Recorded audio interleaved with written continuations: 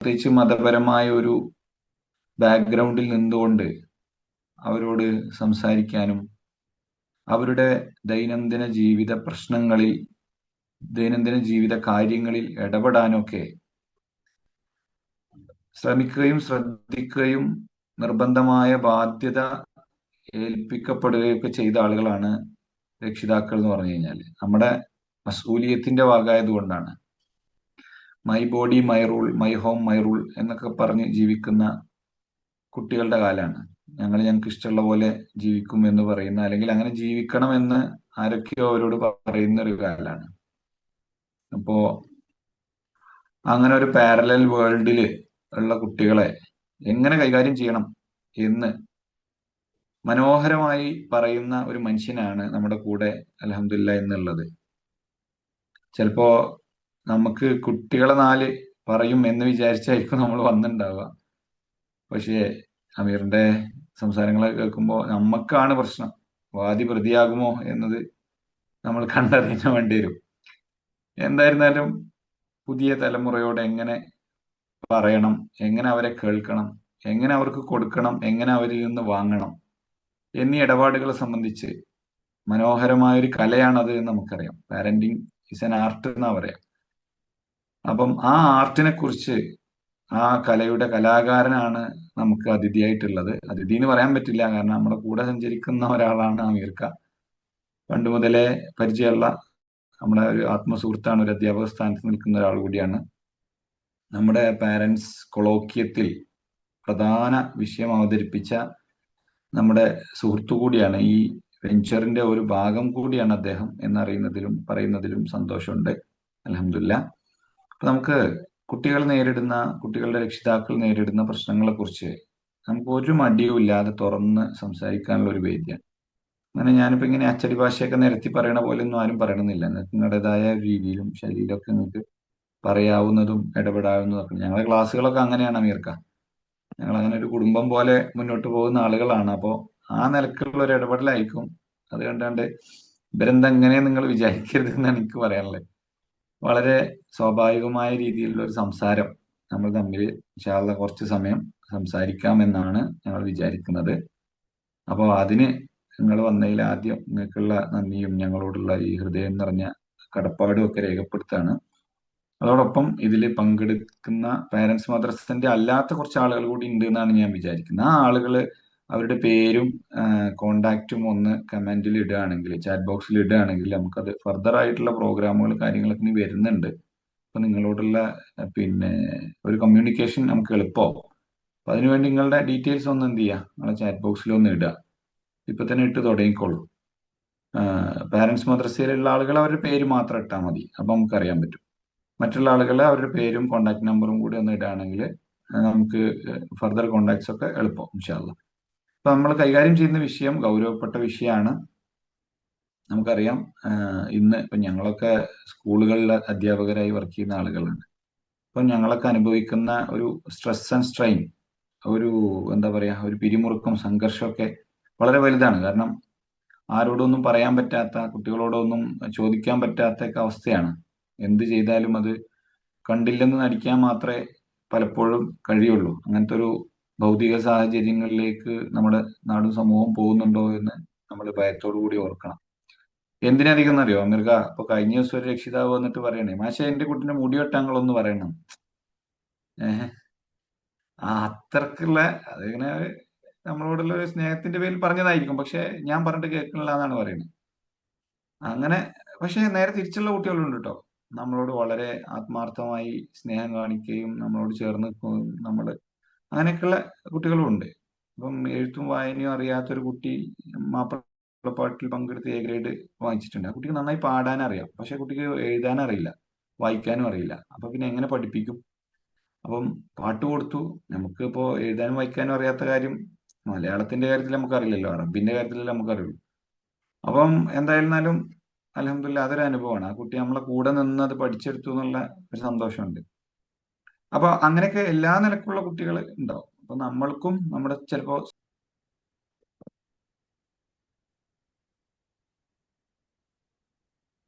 മൃഗങ്ങൾ തുടങ്ങിക്കോളി. അസ്സലാമു അലൈക്കും വറഹ്മത്തുള്ളാഹി ബിസ്മില്ലാഹിർ റഹ്മാനിർ റഹീം. സ്വലാത്തു വസ്സലാമു അലാ റസൂലില്ലാഹി വഅലാ ആലിഹി വസഹ്ബിഹി അജ്മഈൻ. കൃത്യമായ ആമുഖത്തിന് നന്ദി. ആഹ് ഷുക്കൂർ, അബ്ദുൽ ഷുക്കൂർ സലാഹി നമ്മളെ അടുത്ത സുഹൃത്താണ്. ഈ പറഞ്ഞ പോലെ കൊളോക്കിയത്തില് ഞാനന്ന് സംസാരിച്ചിരുന്നു. അപ്പൊ അന്ന് ഇതിൽ പല രക്ഷിതാക്കളും പങ്കെടുത്തിട്ടുണ്ടാവും. അപ്പോ പിന്നെ നമ്മള് അതിൽ സംസാരിച്ചതിൽ നിന്ന് മാറി, അല്ലെങ്കിൽ അതിന്റെ ഒരു തുടർച്ച എന്നുള്ള നിലക്ക് നമ്മളിപ്പോ ഒരു പാരന്റിങ് എന്നുള്ള നിലക്ക് വളരെ ബേസിക് ആയിട്ട് ശ്രദ്ധിക്കേണ്ട കാര്യങ്ങൾ വളരെ ചുരുക്കി ഒന്ന് പറയുകയാണ്, എന്നിട്ട് നമുക്ക് ഡിസ്കഷനിലേക്ക് പോകാം.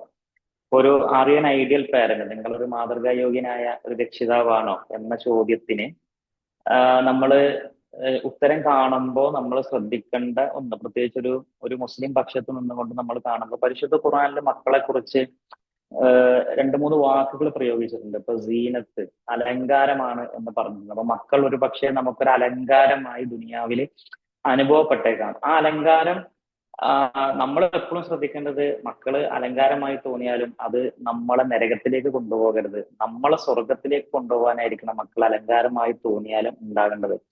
രണ്ടാമത്തത്, മക്കളെ കുറിച്ച് ഫിത്തിന എന്ന് പറഞ്ഞിട്ടുണ്ട്. ഇത് കുഴപ്പമാണ്, ഒരു പ്രശ്നമാണ് എന്നുള്ളത്. അപ്പോ ആ ഫിത്തിനയാകുമ്പോഴും ആ ഫിത്തിന, മക്കൾ ഫിത്തിനയായി മാറാം എന്ന് ഖുർആൻ പറയുമ്പോൾ അങ്ങനെ ആകാം. അങ്ങനെ ആകുമ്പോഴും ആ ഫിത്തിന കൊണ്ട് നമ്മൾ നരകത്തിൽ പോകുന്ന അവസ്ഥ ഒരിക്കലും ഉണ്ടാവരുത്. ആ ഫിത്തിന കൊണ്ട് നമുക്ക് സ്വർഗത്തിലേക്ക് പോകാനുള്ള മാർഗമാണ് നമ്മൾ ഉണ്ടാക്കേണ്ടത്. മൂന്നാമത്തെ, പരിശുദ്ധ ഖുർആനിലെ മക്കളെ കുറിച്ച് അദുവ്വൻ എന്ന് പറഞ്ഞിട്ടുണ്ട്. ശത്രു, മക്കളിൽ നിങ്ങൾക്ക് ശത്രുക്കൾ ഉണ്ടാകാം എന്ന് പറഞ്ഞിട്ടുണ്ട്. നമ്മൾ കേൾക്കുന്നുണ്ട് മക്കളാൽ മർദ്ദിക്കപ്പെടുന്ന, മക്കളാൽ കൊല ചെയ്യപ്പെടുന്ന മാതാപിതാക്കളെ കുറിച്ചൊക്കെ. അപ്പൊ മക്കളിൽ ചിലപ്പോൾ ശത്രുക്കൾ ഉണ്ടാവാം. മക്കൾ ശത്രുവായാലും അത് നമ്മളെ നരകത്തിലേക്ക് ഒരിക്കലും കൊണ്ടുപോകരുത്, നമ്മളെ സ്വർഗത്തിലേക്ക് കൊണ്ടുപോകണം. അപ്പൊ നമ്മളൊരു രക്ഷിതാവ് എന്നുള്ള നമ്മളെ മക്കൾ കാരണം ഒരിക്കലും നമ്മൾ നരകത്തിൽ പോകാൻ ഇടവരരുത്. അപ്പൊ നമ്മൾ സ്വർഗത്തിലേക്ക് എത്താനായിരിക്കണം മക്കൾ ഇതിൽ ഏത് കാറ്റഗറിയിൽ പെട്ടാലും നമ്മൾ പിന്നെ ആകേണ്ടത് ഒരു മാതൃകായോഗ്യരായ രക്ഷിതാവ് എന്നുള്ള നിലക്ക്. പിന്നെ നമ്മൾ പാരന്റിങ്ങിലേക്ക് വരുമ്പോൾ എപ്പോഴും നമ്മുടെ ഉള്ളിൽ ഉയരുന്ന ഒരു ചോദ്യം എന്താന്ന് വെച്ചാല്, നമ്മൾ പാരന്റിങ് എക്സ്പീരിയൻസ് ചെയ്ത് വരുമ്പോൾ എങ്ങനെ കുട്ടികളെ കൺട്രോൾ ചെയ്യും എന്നുള്ളതാണ്. കാരണം കുട്ടി നമ്മളെ കൺട്രോളിൽ നിൽക്കുന്നില്ല, എങ്ങനെ കുട്ടിനെ കൺട്രോൾ ചെയ്യും. നമ്മൾ അടിസ്ഥാനപരമായി മനസ്സിലാക്കേണ്ടത്, മറ്റൊരാളെ കൺട്രോൾ ചെയ്യുക എന്നുള്ളത് നമുക്ക് സാധ്യമാകുന്ന ഒരു കാര്യം അല്ല എന്നുള്ളതാണ്. പക്ഷെ മറ്റൊരാളെ നമുക്ക് ഇൻഫ്ലുവൻസ് ചെയ്യാൻ കഴിയും. അപ്പൊ കൺട്രോളിങ് എന്നാല് നമുക്ക് ആ രൂപത്തിൽ എന്താ പറയാ, ഒരാളെ കൺട്രോൾ ചെയ്ത് മാറ്റുക എന്നുള്ളത് ഭയങ്കര ബുദ്ധിമുട്ടാണ്. അതേസമയം നമുക്ക് ഏറ്റവും നന്നായി കൺട്രോൾ ചെയ്യാൻ കഴിയുന്നത് നമ്മളെ തന്നെയാണ്. അപ്പൊ ഒരു ഐഡിയൽ പാരന്റ് എന്ന് വെച്ചാല് നല്ലൊരു റോൾ മോഡലായി മക്കളുടെ മുമ്പിൽ മാറുക എന്നുള്ളതാണ്. ഇപ്പൊ പാരന്റിങ് സയൻസിൽ എപ്പോഴും പറയുന്ന ഒരു വളരെ പ്രധാനപ്പെട്ട ഒരു വിഷയമാണ്, നമ്മളെ ഏറ്റവും കൂടുതൽ ആശങ്കപ്പെടുത്തേണ്ടത് ഞാൻ പറയുന്നത് കുട്ടി അനുസരിക്കുന്നില്ല എന്നതല്ല, പക്ഷേ എന്നെ എന്റെ കുട്ടി കണ്ടുകൊണ്ടിരിക്കുന്നുണ്ട് എന്നതാണ് നമ്മളെ ഏറ്റവും കൂടുതൽ ആശങ്കപ്പെടുത്തേണ്ടത്. അപ്പോൾ നമ്മളെ കുട്ടികൾ നമ്മൾ ഒബ്സർവ് ചെയ്തുകൊണ്ടിരിക്കുകയാണ്. അവർ നമ്മളെ നന്നായി ഇമിറ്റേറ്റ് ചെയ്യും, വാച്ച് ചെയ്യും, എല്ലാം ചെയ്യും. അപ്പൊ എന്താണോ നമ്മളിൽ നിന്നുണ്ടാകുന്നത് അത് നമ്മുടെ കുട്ടിയിൽ റിഫ്ലക്ട് ചെയ്യും എന്നുള്ളത് ന്യൂറോ സയൻസിനെ ബേസ് ചെയ്ത് പാരന്റിങ് സൈക്കോളജിയിൽ എല്ലാം പറയുന്ന ഒരു കാര്യമാണ്. ഇപ്പൊ പാരന്റിങ് ഒരു കലയാണെന്ന് പറഞ്ഞു. അങ്ങനെ പാരന്റിങ് ഒരു കലയാണെങ്കിൽ ആ കല പിന്നെ ആ കലയുടെ പിന്നെ ഭാഗമായി ഉണ്ടായി വരേണ്ട ഒരു പ്രൊഡക്റ്റ് ഉണ്ടല്ലോ, ഒരു കലാസൃഷ്ടി. അത് ഉണ്ടായി വരേണ്ടതിന് വേണ്ട ഏറ്റവും നല്ലൊരു ഉപകരണം ഒരു മുസ്ലിം രക്ഷിതാവ് എന്നുള്ള നിലക്ക് വേണ്ടത് സ്വബറാണ്. സ്വബർ, ക്ഷമ. ആ ക്ഷമ അങ്ങേയറ്റം പരിശീലിക്കാനുള്ള ഒരു സാധ്യത കൂടിയാണ് മക്കൾ എന്നുള്ളത് നമ്മൾ മനസ്സിലാക്കുക. ഖുർആനിലെ ക്ഷമയെ കുറിച്ച് ഒരുപാട് പറഞ്ഞിട്ടുണ്ട്. അത് ക്ഷമിക്കുന്നവരുടെ കൂടെയാണ്, ക്ഷമിക്കുന്നവർക്കാണ് സന്തോഷം, ക്ഷമിക്കുന്നവർക്കാണ് അള്ളാഹു, ക്ഷമിക്കുന്നവരുടെ കൂടെയാണ്, ക്ഷമിക്കുന്നവർക്കാണ് സ്വർഗം. അപ്പോ നമ്മൾ ഏറ്റവും കൂടുതൽ ക്ഷമിക്കേണ്ട അപ്പോഴാണ് നമുക്ക് പരീക്ഷണങ്ങൾ വരുമ്പോൾ, ഫിത്തനകൾ ഉണ്ടാവുമ്പോഴാണ്. മക്കൾ ഫിത്തനയാണെന്ന് ഖുർആനിൽ പറഞ്ഞിട്ടുണ്ട്. അപ്പോ മക്കൾ ഫിത്തനയാണെങ്കിൽ മക്കളോട് നമ്മൾ അത്രയും ക്ഷമിച്ചുകൊണ്ടേ ഇരിക്കേണ്ടി വരും. അപ്പൊ ആ ക്ഷമ ഏറ്റവും കൂടുതൽ വേണ്ടത്. അപ്പൊ സ്വബറുൻ ജമീൽ എന്ന് ഖുർആനിൽ രണ്ടു പ്രാവശ്യമായിട്ട് പ്രയോഗിച്ചിട്ടുള്ളൂ എന്നാണ് എനിക്ക് തോന്നുന്നത്. അതിൽ ഒന്ന്, യൂസുഫ് നബി അലൈഹി സ്വലാമിനെ സഹോദരങ്ങൾ കിണറ്റിലിട്ട സമയത്ത് ഈ വിവരം അറിയുന്ന യാക്കൂബ് നബി അലൈഹി സ്വലാം പിതാവ് അങ്ങേയറ്റം ദുഃഖിതനായി കണ്ണിന്റെ കാഴ്ച വരെ പോകുന്ന ഒരു സന്ദർഭമുണ്ട്. ആ സമയത്ത് അദ്ദേഹത്തോട് പിന്നെ അള്ളാഹു പറയുന്നത് ഫസബറുൻ ജമീൽ, നീ ഏറ്റവും ഭംഗിയായി ക്ഷമിക്കുക എന്നുള്ളതാണ്. അതൊന്നും ആലോചിച്ചൊക്കെ, സ്വന്തം മക്കളിൽ ചിലർ സ്വന്തം ഏറ്റവും ഇഷ്ടപ്പെടുന്ന ഒരു ചെറിയ മകനെ കിണറ്റിൽ കൊണ്ടുപോയിട്ട് പിന്നെ അവനെ കൊന്നു കളഞ്ഞ് ചെന്നായ പിടിച്ചു എന്ന് ഒരു ഉപ്പ അറിയുകയാണ്. ആ ഉപ്പ് അറിയുമ്പോ എന്തൊക്കെ വികാര വിസ്ഫോടനങ്ങൾ അവിടെ ഉണ്ടാവും നിങ്ങൾ ആലോചിച്ച് നോക്ക്. പക്ഷെ അവിടെ അള്ളാഹ് ആ പിതാവിനോട് പറയുന്നത് എന്താന്ന് വെച്ചാൽ സബറുൻ ജമീൽ, നീ ഭംഗിയായി ക്ഷമിക്കുക എന്നുള്ളത്. ആ ക്ഷമയാണ് പാരന്റിങ്ങിന്റെ ഏറ്റവും നല്ല ഉപകരണം എന്നുള്ളത്. എത്രത്തോളം നമുക്ക് നമ്മളെ കൺട്രോൾ ചെയ്യാൻ കഴിയുന്നുണ്ട്, നമ്മളുടെ വികാരങ്ങളെ കൺട്രോൾ ചെയ്യാൻ കഴിയുന്നുണ്ട്, അത്രയും നല്ല കുട്ടിയെ നമുക്ക് കിട്ടും എന്നാണ് ഇന്ന് പുതിയ കാലത്തെ പാരന്റിങ് സൈക്കോളജി ഒക്കെ പറയുന്നത്. അപ്പോ പ്രവാചകൻ സല്ലല്ലാഹു അലൈഹി വസല്ലമയുടെ ജീവിതത്തിലേക്ക് നോക്കിയാലും ഹദീസുകൾ നോക്കിയാലും കുട്ടികളോട് കാണിക്കാൻ പറഞ്ഞിട്ടുള്ള വികാരം റഹ്മൻ, റഹ്മ, കാരുണ്യം, സ്നേഹം.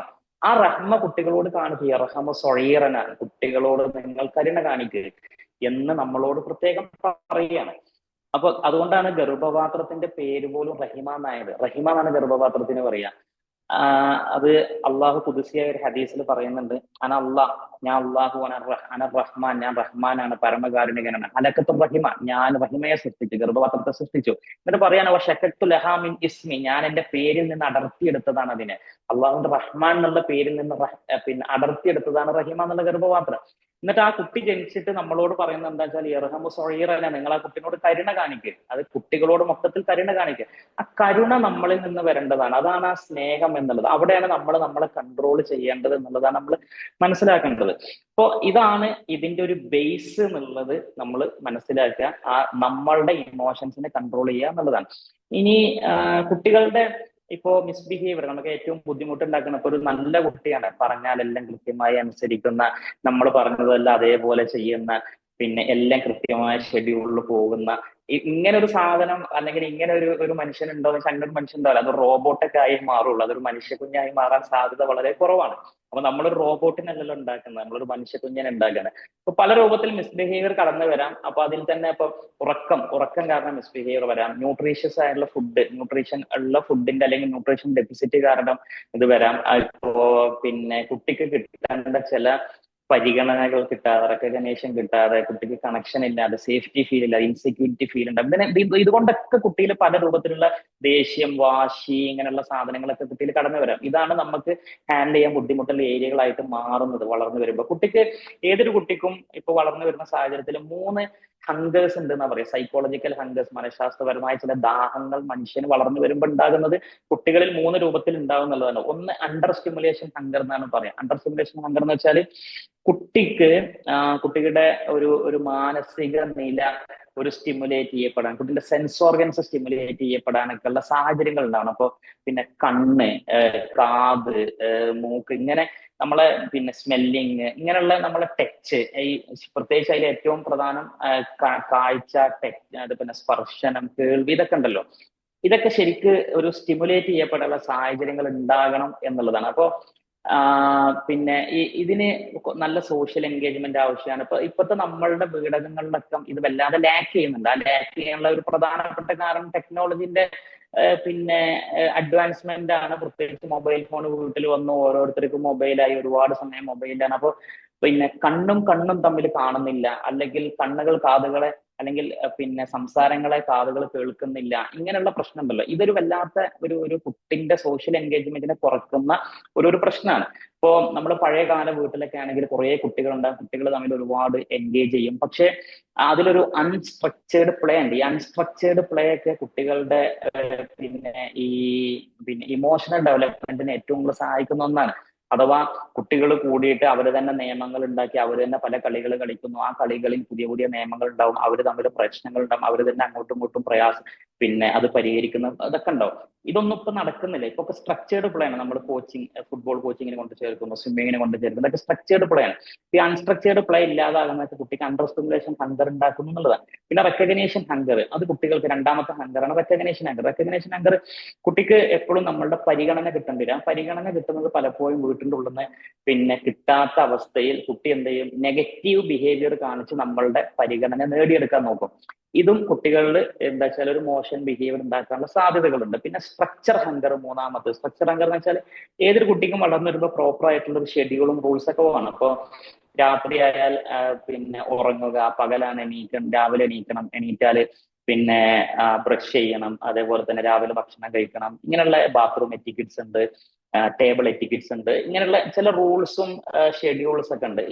ഇത് തീരെ ഇല്ലാതാവുമ്പോഴും കുട്ടികളിൽ പ്രശ്നങ്ങൾ ഉണ്ടാവും. കാരണം ഏത് കുട്ടിക്കും ചില സ്ട്രക്ചർ ഹങ്കർ ഉണ്ടാകും എന്നുള്ളതാണ്. അപ്പൊ നമ്മളൊരു പ്രോപ്പർ സ്ട്രക്ചർ, ഒരു ഷെഡ്യൂൾ, റൂൾസ് ഒക്കെ ഒരു മിലിറ്ററി സ്റ്റൈലിൽ വേണം എന്നുള്ളതല്ല, പക്ഷെ ഒരു ഷെഡ്യൂളും സ്ട്രക്ചറൊക്കെ ഉണ്ടാവണം. അപ്പൊ അവിടെ എന്താ വെച്ചാല് ചില കാര്യങ്ങൾ അത് ചിലപ്പോൾ ഇങ്ങനെ ആവാം, ചിലപ്പോൾ ഇങ്ങനെയാവും. അപ്പൊ മൊബൈൽ കൊടുക്കുന്നു, മൊബൈൽ നമ്മൾ തീരെ ഉപയോഗിക്കാൻ പാടില്ല എന്ന് പറയും, അല്ലെങ്കിൽ അപ്പോ ചില ദിവസം കുറെ ഉപയോഗിക്കും, ചില ദിവസം കുറച്ച് ഉപയോഗിക്കും. അങ്ങനെ നമ്മൾ തന്നെ മാറ്റി മാറ്റി ഇതാക്കുമ്പോൾ ആ സ്ട്രക്ചർ ഇല്ലാതാവും. ആ സ്ട്രക്ചർ ഹങ്കർ പൂർത്തീകരിക്കപ്പെടണം എന്നുള്ളതാണ്. ഇങ്ങനെ 3 ഹങ്കേഴ്സ് ആണ് പ്രധാനമായിട്ട് വരുന്നത്. ഇപ്പൊ കുട്ടികളിൽ നമ്മൾ ഇതിനൊക്കെ ഉള്ള പരിഹാരം എന്ന് വെച്ചാൽ കുട്ടിയുമായി കണക്ഷൻ ഉണ്ടാക്കുക എന്നുള്ളതാണ്. കണക്ഷൻ മെയിൻറ്റെയിൻ ചെയ്യുക. കണക്ഷൻ വളരെ പ്രധാനപ്പെട്ട ഒരു സംഗതിയാണ്. നമ്മൾ കുട്ടികളെ ഒരു ബ്ലൂടൂത്ത് സ്പീക്കറിനോട് ഉപമിക്കുക. ഒരു ബ്ലൂടൂത്ത് സ്പീക്കർ എന്ത് ചെയ്യണം, നമ്മളിപ്പോ ബ്ലൂടൂത്ത് സ്പീക്കർ ഓൺ ആക്കിയാണല്ലോ your device is connected to successfully എന്നൊക്കെ പറയും. അപ്പൊ ഇത് എവിടെയെങ്കിലും ഒന്ന് കണക്റ്റഡ് ആവണം. കണക്റ്റഡ് ആയില്ലെങ്കിൽ അത് വലിയ പ്രശ്നമാണ്. അപ്പൊ എങ്ങനെയാണ് നമ്മളും കുട്ടി തമ്മിൽ കണക്ഷൻ ഉണ്ടാക്കുക? കുട്ടി വളർന്നു വരുന്ന സമയത്തിന് അതിന് പ്രധാനപ്പെട്ട ഒരു സംഗതി, ഒരു 4-5 കാര്യങ്ങൾ ഞാൻ പറയാണ്. ഒന്ന്, ഇമോഷൻസ് വാലിഡേറ്റ് ചെയ്യുക. അപ്പൊ കുട്ടിന്റെ ഇമോഷൻസിനെ നമ്മൾ എപ്പോഴും അക്സെപ്റ്റ് ചെയ്യണം. കുട്ടി പലതരത്തിലുള്ള ഇമോഷൻസ് കാണിക്കും. കുട്ടി ദേഷ്യപ്പെടും, വാശി കാണിക്കും, സന്തോഷം കാണിക്കും, സങ്കടം കാണിക്കും, ഇങ്ങനെ പലതരത്തിലുള്ള ഇമോഷൻസ് കാണിക്കും. ആ ഇമോഷൻസിനെ നമ്മൾ എന്ത് ചെയ്യണം? നമ്മൾ അംഗീകരിക്കണം, നമ്മൾ റിജക്ട് ചെയ്യരുത്. അപ്പൊ പലപ്പോഴും നമ്മുടെ ഭാഗത്ത് റിജക്ട് ചെയ്യുന്ന സംസാരങ്ങളാണ് ഉണ്ടാവുക. അപ്പോ നമ്മൾ എന്ത് ചെയ്യണം? ഇമോഷൻസിനെ അക്സെപ്റ്റ് ചെയ്തുകൊണ്ട് സംസാരിക്കുന്ന എപ്പോഴും. പക്ഷെ കുട്ടി ചോദിക്കുന്ന എന്തെങ്കിലും സാധിച്ചു കൊടുക്കുക എന്ന് അതിനർത്ഥമില്ല. രണ്ടാമത്തേത് ടോക്ക് ഇമോഷൻ. നമ്മൾ ഇമോഷൻസ് സംസാരിക്കണം, ഇമോഷൻസിന്റെ പേര് പറഞ്ഞ് സംസാരിക്കണം. അപ്പൊ നമ്മൾ പറയുന്ന കുട്ടി അനുസരിക്കണം എന്നില്ല. കുട്ടികൾ അങ്ങനെയാണ് എന്നുള്ളത് അടിസ്ഥാനപരമായി നമ്മൾ മനസ്സിലാക്കുക. പറയുന്നത് എന്തും ഉടനെ അനുസരിക്കുന്നത് അത് ഒരു മനുഷ്യന് സാധിക്കുന്ന ഒന്നല്ല, അത് റോബോട്ട് ആയിരിക്കും. പിന്നെയും അതൊരു മുതിർന്ന ആളുകൾക്ക് അങ്ങനെ സംഭവിക്കുള്ളൂ. കാരണം ബ്രെയിൻ ഡെവലപ്മെന്റിന്റെ ഭാഗമായി ശീലിച്ചു വരുന്ന ഒന്നാണ് ഇൻസ്ട്രക്ഷൻസ് അനുസരിക്കുക എന്നുള്ളത്. അതുകൊണ്ട് തന്നെ കുട്ടികൾ പലപ്പോഴും ഞാൻ ചെയ്യൂല, എനിക്ക് പറ്റൂല എന്ന് തന്നെയാണ് കുട്ടികൾ പറയാൻ സാധ്യതയുള്ളൂ. അപ്പൊ അത് നമ്മൾ മനസ്സിലാക്കിക്കൊണ്ട് തന്നെ കുട്ടികളോട് ഇടപെടണം. ഇപ്പൊ ഇമോഷൻസ് സംസാരിക്കാൻ പറയുമ്പോൾ നമുക്ക് ഉണ്ടാവുന്ന, ഇപ്പൊ എനിക്ക് ദേഷ്യം വരുന്നു, നമ്മൾ ദേഷ്യത്തെ കൺട്രോൾ ചെയ്യും. എനിക്ക് ദേഷ്യം വരുന്നുണ്ട് എന്നുള്ള കുട്ടി അറിയണം. പക്ഷെ എനിക്ക് ദേഷ്യം വന്നിട്ടും ഞാൻ അതിനെ കൺട്രോൾ ചെയ്യുന്നു എന്നും കുട്ടി അറിയണം. കാരണം കുട്ടികൾ നമ്മളുടെ ഇമോഷൻസിനെ ഡൗൺലോഡ് ചെയ്യുന്നതാണ്. അപ്പൊ നമ്മൾ എങ്ങനെയാണ് ഇമോഷൻസിനെ ഹാൻഡിൽ ചെയ്യുന്നത്, അതേപോലെ കുട്ടിയുമായി ഇമോഷൻസിനെ ഹാൻഡിൽ ചെയ്യുക. അപ്പോ നമ്മൾ എപ്പോഴും ഒച്ചയിട്ട് സംസാരിക്കുകയാണെങ്കിൽ കുട്ടി എപ്പോഴും ഒച്ചയിട്ട് സംസാരിക്കുന്നതായിരിക്കും. അപ്പൊ നമ്മൾ എപ്പോഴും ഒച്ചയിട്ട് സംസാരിക്കുന്ന പാരന്റിനോട് കുട്ടിയും ഒച്ചയിട്ട് സംസാരിക്കും. എപ്പോഴും ദേഷ്യപ്പെടുന്ന പാരന്റിനോട് കുട്ടിയും ദേഷ്യപ്പെടും. നിങ്ങൾ കുട്ടികൾ ദേഷ്യപ്പെടുമ്പോൾ പറയുന്ന വാക്കുകൾ ശ്രദ്ധിച്ചു നോക്കുക. അത് മാതാപിതാക്കൾ ദേഷ്യപ്പെടുമ്പോൾ പറയുന്ന വാക്കുകളായിരിക്കും പലപ്പോഴും കുട്ടി ദേഷ്യപ്പെടുമ്പോഴും പറയുന്നത്. അപ്പോ കുട്ടി നമ്മളിൽ നിന്ന് ഇമോഷൻസ് ഡൗൺലോഡ് ചെയ്യുകയും അത് അതേപോലെ ഇമിറ്റേറ്റ് ചെയ്യാൻ ചെയ്യണം. അതാണ് കുട്ടിന്റെ ആദ്യകാല പാഠങ്ങൾ, ഇമോഷൻസ് ലേൺ ചെയ്യണം. അപ്പൊ നമ്മൾ പറയണം, എനിക്ക് ദേഷ്യം വരുന്നുണ്ട്. നമ്മൾ ഇമോഷൻസിനെ നെയിം ചെയ്ത് പറയണം. നിനക്ക് ദേഷ്യം വരുന്നുണ്ട് എന്ന് എനിക്കും മനസ്സിലാകുന്നുണ്ട്. അങ്ങനെ ഇമോഷൻസ്. പിന്നെ നീ ഭയങ്കര സന്തോഷത്തിലാണല്ലോ, സന്തോഷം. നിനക്ക് വാശി കൂടുന്നുണ്ട് എന്ന് എനിക്ക് മനസ്സിലാകുന്നുണ്ട്. പിന്നെ എനിക്ക് ദേഷ്യം വരുന്നതുകൊണ്ട് ഞാൻ ഇവിടുന്ന് മാറിപ്പോകുന്നു. ഇങ്ങനെ നമ്മൾ നിന്റെ സങ്കടം ഞാൻ മനസ്സിലാക്കുന്നു. ഇങ്ങനെ ഉണ്ടല്ലോ, ഇമോഷൻസിനെ എപ്പോഴും നെയിം ചെയ്യണം. കാരണം ഇത് ബ്രെയിൻ ഡെവലപ്മെന്റിന് അല്ലെങ്കിൽ ഇമോഷണൽ ഇന്റലിജൻസിന്റെ ഡെവലപ്മെന്റിന് ഏറ്റവും അടിസ്ഥാനപരമായ സംഗതിയാണ് ഇമോഷൻസിനെ. അതിന് കുട്ടി ഇമോഷൻസ് മനസ്സിലാക്കുകയും പഠിക്കുകയും ചെയ്യുന്നത് ഇതിലൂടെയാണ്. പിന്നെ നമുക്ക് കുട്ടിയായിട്ട് കണക്ഷൻ ഉണ്ടാക്കാവുന്ന മൂന്നാമത്തെ സംഗതി സ്റ്റോറി ടെല്ലിംഗ്. കുട്ടികൾക്ക് കഥകൾ പറഞ്ഞു കൊടുത്താൽ കുട്ടിയായിട്ട് കണക്ഷൻ മെയിൻറ്റെയിൻ ചെയ്യാൻ വളരെ നല്ല സംഗതി. അതുകൊണ്ട് കുട്ടി സ്റ്റോറി ടെല്ലിങ്ങിലൂടെ കുട്ടി ഒരുപാട് നമ്മളൊരു കഥ പറഞ്ഞു കൊടുക്കുമ്പോൾ അതിൽ ഒരുപാട് കഥാപാത്രങ്ങളുണ്ട്. ആ കഥാപാത്രങ്ങളിൽ കുട്ടി കടന്നു പോകും. ആ കഥാപാത്രങ്ങളുടെ ഇമോഷൻസിനെ കുട്ടി മനസ്സിലാക്കും. ആ ഇമോഷൻസിനെ മനസ്സിലാക്കുന്നത് കുട്ടിയിൽ നല്ല ബ്രെയിൻ ഡെവലപ്മെന്റ് ഉണ്ടാകും. അപ്പൊ സ്റ്റോറി ടെല്ലിംഗ് വളരെ പ്രധാനപ്പെട്ട സംഗതി. നാലാമത്തത് കുട്ടികളുമായി കളിക്കുക എന്നുള്ളത് ഏറ്റവും പ്രധാനപ്പെട്ട സംഗതി. കുട്ടികളുമായി അവരുടെ കൂടെ നിന്ന് നമ്മളുടെ മറ്റെല്ലാ സംഗതികളും മാറ്റി വെച്ചുകൊണ്ട്, അത് നമ്മൾ ഒരു പാരന്റിങ് എന്നുള്ളത് ഒരു ജോലിയാണെങ്കിൽ ആ ജോലിയുടെ ഭാഗമായി ചെയ്യുന്ന ഒരു പണിയാണ്. ആ ജോലിയാണ് നമ്മൾ ചെയ്യുന്ന എന്ന രൂപത്തിൽ തന്നെ ചെയ്യുക. കുട്ടിയുടെ കൂടെ ഇരുന്നിട്ട് കളിക്കാൻ വേണ്ടി കുറച്ച് സമയം നമ്മൾ മാറ്റി വെക്കുക. അവരെ കൂടെ വളരെ ഫ്രീ ആയിട്ട് അവരെ ലെവലിൽ നിന്നുകൊണ്ട് എന്ത് ചെയ്യുക, കളിക്കുക. ഇത് കുട്ടിയിൽ ഏറ്റവും നല്ല കണക്ഷൻ മെയിൻറ്റെയിൻ ചെയ്യാൻ സാധിക്കും. പിന്നെ അഞ്ചാമത്തത്, കുട്ടിയിൽ ഓക്സിറ്റോസിൻ റിലീസിനുള്ള കാര്യങ്ങൾ നമ്മൾ ഇടയ്ക്ക് ചെയ്യുക. ഓക്സിറ്റോസിൻ എന്ന് പറഞ്ഞാൽ ഒരു ബോണ്ടിങ് ഹോർമോൺ ആണ്, ലവ് ഹോർമോൺ ആണ്. അപ്പൊ ഓക്സിറ്റോസിൻ റിലീസ് ചെയ്യാൻ എന്തൊക്കെ ചെയ്യുന്നത്? ചിലപ്പോൾ നമ്മൾ കുട്ടിനോട് നമ്മൾ മുഖത്ത് നോക്കി ചിരിക്കുന്നത്, കുട്ടിനോട് നല്ല ഏതൊരാളോടും നമ്മൾ ഞാൻ ഈ പറയുന്ന സംഗതികൾ ചെയ്യുമ്പോൾ അവരിൽ എന്തുണ്ടാവും വെച്ചാൽ ഓക്സിറ്റോസിൻ റിലീസ് ഉണ്ടാവും. പ്രത്യേകിച്ച് സ്ത്രീകളിലും കുട്ടികളിലും. ഇപ്പൊ ഉദാഹരണത്തിന് മുഖത്ത് നോക്കി ചിരിക്കുക, നമ്മൾ വളരെ കാമായ ടോണിൽ സംസാരിക്കുക, സ്നേഹത്തോടെ. നമ്മളെ ബോഡി ലാംഗ്വേജ് ഒരു പേടിപ്പെടുത്തുന്നതല്ലാതെ അങ്ങനെ ഉണ്ടല്ലോ, ഒരു കാരുണ്യത്തിന്റെ ഒരു ബോഡി ലാംഗ്വേജ് കാണിക്കുക. ടച്ച് ചെയ്യുക, ഐ കോണ്ടാക്ട് ചെയ്യുക. അപ്പൊ നമ്മൾ കണ്ണിൽ നോക്കുക, ശരീരത്തിൽ സ്പർശിക്കുക, കുട്ടിനോട് ചിരിക്കുക, ഇതൊക്കെ ഓക്സിറ്റോസിൻ റിലീസ് ഉണ്ടാക്കും. ഓക്സിറ്റോസിൻ റിലീസ് ഉണ്ടാക്കുമ്പോൾ നമ്മളുമായിട്ട് നല്ല കണക്ഷൻ എന്ത് ചെയ്യും, കുട്ടിയിൽ ഉണ്ടാവും. ഓക്സിറ്റോസിന്റെ നേരെ ഓപ്പോസിറ്റ് ആയിട്ട് ഉണ്ടാവുന്നതാണ് കോർട്ടിസോൾ എന്നുള്ളത്. നമ്മൾ കുട്ടിനോട് ദേഷ്യപ്പെടുമ്പോൾ, നമ്മൾ ഭീഷണിപ്പെടുത്തുമ്പോൾ, കുട്ടിയെ അടിക്കുമ്പോഴൊക്കെ കോർട്ടിസോളാണ് റിലീസ് ചെയ്യുക. അത് നമ്മളെ കുട്ടിയിൽ നിന്ന് ഡിറ്റാച്ച് ചെയ്യുക, കുട്ടിക്ക് ഇൻസെക്യൂരിറ്റി ഫീൽ ഉണ്ടാക്കുകയാണ് ചെയ്യുക. അപ്പൊ ഈ കണക്ഷൻ ഉണ്ടായില്ലെങ്കിലുള്ള പ്രശ്നം എന്താന്ന് വെച്ചാല്, നമ്മളിൽ, കാരണം കുട്ടിക്ക് എവിടെയെങ്കിലും കണക്ട് ആവണം. കുട്ടിക്ക് നല്ലൊരു മനുഷ്യൻ വളർന്നു വരുമ്പോൾ എവിടെയെങ്കിലും കണക്ട് ആവണം. ആ കണക്റ്റഡ് ആവുന്നത് വീട്ടിൽ പാരന്റ്സിനോട് കണക്റ്റഡ് ആയില്ലെങ്കിൽ കുട്ടി വീടിന്റെ പുറത്ത് വേറെ ഏതെങ്കിലും വ്യക്തികളോടോ അല്ലെങ്കിൽ മറ്റെന്തെങ്കിലും വസ്തുക്കളോടോ കണക്റ്റഡ് ആവും. അതാണ് കുട്ടി പലതരത്തിലുള്ള അഡിക്ഷനിലേക്കും മോശം കൂട്ടുകെട്ടുകളിലേക്കും പോണത്. ഇപ്പൊ പുറത്ത് കണക്റ്റഡ് ആകുന്ന വ്യക്തി മോശമാണെങ്കിൽ ആ വ്യക്തിയിലെ മോശം മുഴുവൻ നമ്മുടെ കുട്ടിയിലേക്കും വരും. പുറത്ത് കണക്റ്റഡ് ആകുന്ന വസ്തു മോശമാണെങ്കിൽ ആ വസ്തുവിലെ മോശം മുഴുവൻ നമ്മുടെ കുട്ടികളിലേക്കും വരും. അങ്ങനെയാണ് കുട്ടികൾ, ഈ കണക്ഷൻ ഇല്ലാത്തത് കൊണ്ടാണ് കുട്ടി പുറത്തു പോയിട്ട് ഇപ്പൊ ഫോൺ അഡിക്ഷനിലേക്ക് പോകുന്നത്, പിന്നെ ലഹരിയിലേക്ക് പോകുന്നത്, സ്ക്രീൻ അഡിക്ഷനിലേക്ക് പോകുന്നത്, പ്രണയങ്ങളിലേക്ക് പോകുന്നത്, മോശം കൂട്ടുകെട്ടുകളിലേക്ക് പോകുന്നത്. ഇതൊക്കെ എന്താ വെച്ചാല് നമ്മളോട് കണക്ട് ആവാതെ കുട്ടി പുറത്തു പോയി മറ്റെന്തിനോടൊക്കെയോ കണക്ട് ആവുന്നതാണ് നമ്മൾ കാണുന്നത്. അപ്പൊ അത് പിന്നെ ഇല്ലാതിരിക്കാൻ നമ്മൾ വീട്ടിൽ നിന്ന് വളർന്നു വരുന്ന സമയം ഏകദേശം ഒരു ചൈൽഡ്ഹുഡ് അഥവാ ഒരു അഡോളസൻസ് ആകുന്നതോട് കൂടി, ഇപ്പൊ ഒരു 10, 11, 12 വയസ്സൊക്കെ ആകുന്നത് പിന്നെ കുട്ടി പുറത്തേക്കുള്ള കണക്ഷനിലേക്ക് പോകും. അത് പോകുന്നതിന് മുമ്പേ വീട്ടിൽ നല്ലൊരു കണക്ഷൻ ഉണ്ടാക്കുക എന്നുള്ളതാണ് നമ്മൾ പിന്നെ വളർന്നു വരുമ്പോൾ ശ്രദ്ധിക്കേണ്ട ഏറ്റവും പ്രധാനപ്പെട്ട സംഗതി. അപ്പൊ ഇത്രയും കാര്യങ്ങൾ ഞാൻ വളരെ ബേസിക് ആയിട്ട് പറഞ്ഞതാണ്. പിന്നെ ഇനി നമുക്ക് പിന്നെ ഒരു ഡിസ്കഷനിലേക്ക് പോകാൻ തോന്നുന്നത്, നേരത്തെ പറഞ്ഞ പോലെ ഇൻഷാ അല്ലാഹ് ഈ പറഞ്ഞത് എല്ലാവർക്കും മനസ്സിലാക്കിണ്ടാവുമെന്ന് വിചാരിക്കുന്നു. നേരത്തെ പറഞ്ഞ പോലെ ചോദിക്കാം, വളരെ ഫ്രീ ആയിട്ട് നമ്മളൊരു കുടുംബം എന്നുള്ള പോലെ എനിക്ക് അറിയാവുന്ന കാര്യങ്ങളും പിന്നെ അതേപോലെ തന്നെ നമ്മൾ പഠിച്ച മനസ്സിലാക്കിയ കാര്യങ്ങളൊക്കെ ഞാൻ ഷെയർ ചെയ്യാം ഇൻഷാ അല്ലാഹ്. അറിയാത്തത് നമുക്ക് പിന്നീട് നോക്കാം ഇൻഷാ അല്ലാഹ്. അസ്സലാമു അലൈക്കും വറഹ്മത്തുള്ളാഹി.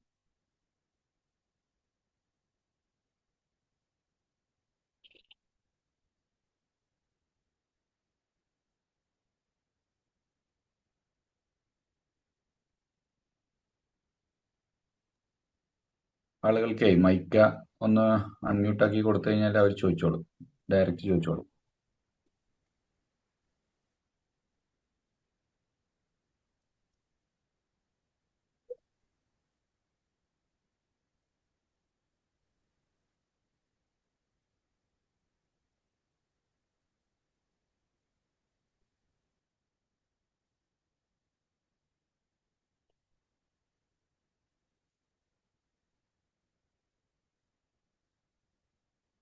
അസ്സലാമു അലൈക്കും. വലൈക്കും അസ്സലാം. എൻ്റെ പേര് ഹൈദ്രു എന്നാണ്. ആ ഞാൻ ചോദിക്കാൻ, ഇപ്പോൾ ഒരു 17, 18, 19 വയസ്സുള്ള കുട്ടികളോട് നമ്മൾ എങ്ങനെയാണ് പെരുമാറേണ്ടത്? അവരെ സ്റ്റഡിയിലേക്കും മറ്റേതിലേക്കും എങ്ങനെ തിരിച്ചുവിടാൻ പറ്റുന്നത് നമുക്ക്?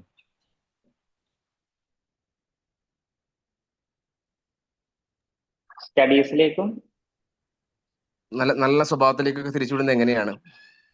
Okay okay. ഇപ്പൊ 17, 18 വയസ്സെന്നൊക്കെ പറഞ്ഞാല് ഇപ്പൊ ഒരു പ്രായപൂർത്തിയായ സ്റ്റേജായി. ഇപ്പൊ ആൺകുട്ടിയാണെങ്കിലും പെൺകുട്ടിയാണെങ്കിലും പ്രായപൂർത്തിയായ ഘട്ടത്തിൽ, ഇപ്പൊ പ്രായപൂർത്തിയായ ഘട്ടം 17 വയസ്സായി. അപ്പോ അത് ഓരോരുത്തർക്കും, ചിലർക്ക് ചിലപ്പോ ഈ ഒരു ഒരു ഗോളൊക്കെ നേരത്തെ സെറ്റ് ചെയ്യാനുള്ളത് ഉണ്ടാവും. പക്ഷെ പല കുട്ടികൾക്കും ചിലപ്പോ ഈ +2, 10 കഴിഞ്ഞ് +2 ഒക്കെ എത്തിയാലും ഒരു ഗോൾ സെറ്റ് ചെയ്യുന്ന രൂപത്തിലേക്ക് എത്തിയിട്ടുണ്ടാവില്ല. അപ്പോ ഒന്ന് ഒരു പർപ്പസ് ക്രിയേറ്റ് ചെയ്യുക എന്നുള്ളതാണ്. അപ്പൊ ഈ പർപ്പസ് ഇല്ലാത്തത് കൊണ്ട് തന്നെ അവരിലൊരു ലേസിനെസ് ഉണ്ടാവും. അപ്പൊ അവരെപ്പോഴും ഞാൻ എന്തിനാ പഠിക്കുന്നത്, എന്താ ഇപ്പൊ പഠിച്ചിട്ട്, ഇങ്ങനെയുള്ള ചിന്തയായിരിക്കും അവരിൽ വരിക. അപ്പോ ഒരു ഒരു പർപ്പസ്, ഇപ്പോ എവിടെങ്കിലും ഒന്ന് എത്തണം എന്നുള്ള എന്തെങ്കിലും ഒരു ഇൻട്രസ്റ്റ്, അപ്പൊ അത് കുട്ടിയിൽ കാണുന്നുണ്ടെങ്കിൽ ഒന്ന് അതിലേക്ക് എന്തെങ്കിലും ചെയ്തു കൊടുക്കുക എന്നുള്ളതാണ്. അതല്ലെങ്കിൽ പിന്നെ നമുക്ക് ചെയ്യാവുന്ന ഡിഫറെന്റ് എക്സ്പോഷർ കൊടുത്തു നോക്കുക എന്നുള്ളതാണ്. പല ടൈപ്പ് സാധ്യതയുള്ള എക്സ്പോഷറുകൾ. അപ്പോ ഇപ്പൊ കുട്ടിക്ക് പിന്നെ ഇപ്പൊ ഫുട്ബോൾ ഭയങ്കര ട്രെൻഡാണ്. ആ ട്രെൻഡിന്റെ പിന്നാലെ പോകുന്നവരാണ് കൂടുതലും. അതല്ലാത്ത പിന്നെ ഇപ്പൊ ഏത് കുട്ടിയോട് ചോദിച്ചാലും ചിലപ്പോൾ പറയും എനിക്കൊരു ഫുട്ബോൾ പ്ലെയർ ആവണം, ഫുട്ബോൾ പ്ലെയർ ആവണം. അത് ചിലപ്പോൾ ഒരു ട്രെൻഡിന്റെ ഭാഗമായിട്ട് പറയുന്നതായിരിക്കും. അതല്ലാത്ത എന്തെങ്കിലും ഇപ്പൊ ഒരു എഞ്ചിനീയർ ആവണം, അല്ലെങ്കിൽ ഒരു സ്പേസ് സയന്റിസ്റ്റ് ആവണം, അതല്ലെങ്കിൽ ഒരു മറൈൻ എഞ്ചിനീയർ ആവണം. അപ്പൊ അങ്ങനെ എന്തെങ്കിലുമൊക്കെ ഉണ്ടെങ്കിൽ അത്തരം ഏരിയകളൊക്കെ ഒന്നിങ്ങനെ കാണിച്ചു കൊടുക്കുക. ചിലപ്പോൾ ആ എക്സ്പോഷർ ചിലപ്പോൾ അവരിൽ താല്പര്യം ഉണ്ടാക്കും. ഒരു പർപ്പസ് സെറ്റ് ചെയ്യുക എന്നുള്ളത് തന്നെയാണ് പ്രധാനം. പിന്നെ ചിലപ്പോൾ ലേസിനെസ് വരാനുള്ള കാര്യം എന്ന് വെച്ചാൽ ഇപ്പൊ പലപ്പോഴും നമ്മൾ ഒരു ഈ സ്കിൽ ആൻഡ് ചലഞ്ചിന്റെ ഒരു ഗ്യാപ്പ് പറയാറുണ്ട്. സ്കിൽ ആൻഡ് ചലഞ്ചിന്റെ ഗ്യാപ്പ് എന്ന് വെച്ചാൽ ഇപ്പൊ ഏതൊരു കുട്ടിക്കും അവന്റെ ഓരോരുത്തരുടെയും സ്കിൽ ലെവൽ ഡിഫറെന്റ് ആയിരിക്കും. ആ സ്കില്ലിന് അനുയോജ്യമായ ഒരു ചലഞ്ച് കിട്ടുമ്പോഴാണ് നമ്മൾ ഒരു ഉണർന്ന് പ്രവർത്തിക്കുന്ന ഒരു ഫ്ലോ എന്ന് പറഞ്ഞ ഒരു സ്റ്റേജിലേക്ക് എത്തുക. ഫ്ലോ എന്നാണ് അതിന് പറയുക. അപ്പൊ അതെങ്ങനെയാണ് വർക്ക് ചെയ്യുന്നത് വെച്ചാൽ, ഉദാഹരണത്തിന് ഒരു കുട്ടിന്റെ സ്കിൽ ലെവലിന്റെ താഴെയാണ് അവന്റെ ചലഞ്ച് എന്ന് വിചാരിക്കുക. സ്കിൽ ലെവലിന്റെ താഴെയാണ് ചലഞ്ച് എന്നുണ്ടെങ്കിൽ അവനെ സംബന്ധിച്ച് ഭയങ്കര ബോറിംഗ് ആയിരിക്കും. ഇപ്പൊ ക്ലാസ് റൂമിലൊക്കെ ഇരുന്നാല് ഭയങ്കര ബോറായിട്ടായിരിക്കും അവന് അനുഭവപ്പെടുക. കാരണം അവന്റെ സ്കിൽ ലെവലിന്റെ ഒരുപാട് താഴെയായിരിക്കും ആ ചലഞ്ച് എന്നുള്ളത്, ക്ലാസ്സിൽ പഠിപ്പിക്കുന്ന ടോപ്പിക്സും കാര്യങ്ങളൊക്കെ. അതേസമയം നേരെ ഓപ്പോസിറ്റ് ആയിട്ട് ഇപ്പൊ ഒരു കുട്ടിന്റെ സ്കിൽ ലെവലിന്റെ ഒരുപാട് മുകളിലാണ് ചലഞ്ച് എന്ന് വിചാരിക്കുക. അവനെ സംബന്ധിച്ച് എപ്പോഴും ആങ്സൈറ്റി ആയിരിക്കും. അപ്പൊ എന്നെ കൊണ്ട് ഇത് കഴിയുമോ, എന്നെ കൊണ്ട് കഴിയൂല, ഭയങ്കര ടെൻഷനും ആങ്സൈറ്റി ആയിട്ടായിരിക്കും ഉണ്ടാവുക. അങ്ങനത്തെ ഈ രണ്ട് കുട്ടികൾക്കും പിന്നെ പഠിത്തവും കാര്യങ്ങളൊക്കെ ഭയങ്കര ബോറിങ്ങും അല്ലെങ്കിൽ കഴിയാത്തൊരവസ്ഥയിലേക്കും വരും. അതേസമയം സ്കില്ലിനോട് മാച്ച് ആകുന്ന രൂപത്തിൽ ചലഞ്ച് വരുന്ന കുട്ടികൾ ഉണ്ടാവും. അവര് ഒരു ഫ്ലോയില് നല്ല രൂപത്തിൽ അത് ചെയ്ത് ഒരു പാഷനായിട്ട് നല്ലൊരു ഇൻട്രസ്റ്റഡ് ആയിട്ട് പോകും. ഇപ്പൊ സൈക്കോളജിസ്റ്റുകൾ ഇപ്പോ മിഹാലി ഷിസിമിഹിലായി, അദ്ദേഹം ഒരു ഫേമസ് സൈക്കോളജിസ്റ്റ്, അദ്ദേഹത്തിന്റെ ദ ഫ്ലോ എന്ന് പറഞ്ഞ പുസ്തകത്തിൽ ഇതിനെപ്പറ്റി ഡീറ്റെയിൽ ആയിട്ട് പറയുന്നുണ്ട്. അപ്പൊ അദ്ദേഹം പറഞ്ഞെന്താ വെച്ചാൽ എല്ലാ കുട്ടികൾക്കും ഒരു ഫ്ലോ സ്റ്റേജ് ഉണ്ട്. എല്ലാ കുട്ടികൾക്കും ഒരു ഫ്ലോ സ്റ്റേജ് ഉണ്ട്. ആ ഫ്ലോ സ്റ്റേജിൽ അവരെത്തിയാല് പിന്നെ അവർ സ്വയം ഇൻഹെറന്റ്ലി അവരൊരു ലേണിങ്ങിലേക്ക് പോകും. അവർ സ്വയം പഠിച്ചു പോകുന്ന ഒരു ലെവലിലേക്ക് അവർ പോകും. അതേസമയം അവര് ഒരു ബോറിംഗ് സ്റ്റേജിലോ അല്ലെങ്കിൽ ഒരു ആങ്സൈറ്റി സ്റ്റേജിലോ ആണെങ്കിൽ അവർ സ്വയം എന്ത് ചെയ്യൂല, ഈ പഠിത്തത്തിലേക്കോ അല്ലെങ്കിൽ എന്താണ് അവർ ചെയ്യുന്നത് അതിലേക്ക് അവർ പോകില്ല. നമ്മൾ അവരെങ്ങനെ പുഷ് ചെയ്തുകൊണ്ടേ ഇരിക്കേണ്ടി വരും. ഇപ്പൊ നമ്മുടെ ക്ലാസ് റൂമിന്റെ ഒക്കെ പ്രശ്നം എന്താ വെച്ചാൽ, ക്ലാസ് റൂമിൽ ഒരു കോമൺ സിലബസ് ആണ്. ആ കോമൺ സിലബസ് ഒരു ക്ലാസ് റൂമിൽ അപ്പൊ 50 കുട്ടികൾ ഉണ്ടെങ്കിൽ ചിലപ്പോൾ ഒരു 10 കുട്ടികളിലേക്ക് അതൊരു ഫ്ലോ ലെവലിൽ പോവുള്ളൂ. ബാക്കി ചിലപ്പോൾ ഒരു 20 കുട്ടികൾ ആങ്സൈറ്റിയിലും ഒരു 20 കുട്ടികൾ ബോർഡത്തിലും ആയിരിക്കും. അതുകൊണ്ട് തന്നെ അവർക്ക് എപ്പോഴും ഒന്നെങ്കിൽ ബോറാണ്, അല്ലെങ്കിൽ ഭയങ്കര ആങ്സൈറ്റിയാണ് പരീക്ഷ വരുമ്പോൾ, അല്ലെങ്കിൽ ഇതൊന്നും ഒരു ഇന്റെ ഒരു ലെവലിൽ നോക്കുന്നതല്ല. അങ്ങനെയുള്ള കുട്ടികളുണ്ട്, നമ്മൾ കാണാറുണ്ട് അങ്ങനെയുള്ള കുട്ടികളൊക്കെ. അല്ലെങ്കിൽ ഭയങ്കര ടെൻഷൻ ആയിരിക്കും. അപ്പോ പിന്നെ അത് കണ്ടെത്തുക എന്നുള്ളതാണ്. അപ്പൊ അത് കണ്ടെത്താൻ ചിലപ്പോൾ നമ്മളൊരു ആപ്റ്റിറ്റ്യൂഡ് ടെസ്റ്റോ കാര്യങ്ങളോ ഒക്കെ ചെയ്യേണ്ടി വരും. അത് ചെയ്തിട്ട് ഈ കുട്ടിന്റെ ഒരു ലെവൽ എന്താണെന്ന് നോക്കേണ്ടി വരും. അത് നോക്കിയിട്ട് അതിനനുസരിച്ചുള്ള ഒരു സ്ട്രാറ്റജി നമ്മൾ ബിൽഡ് ചെയ്യേണ്ടി വരും.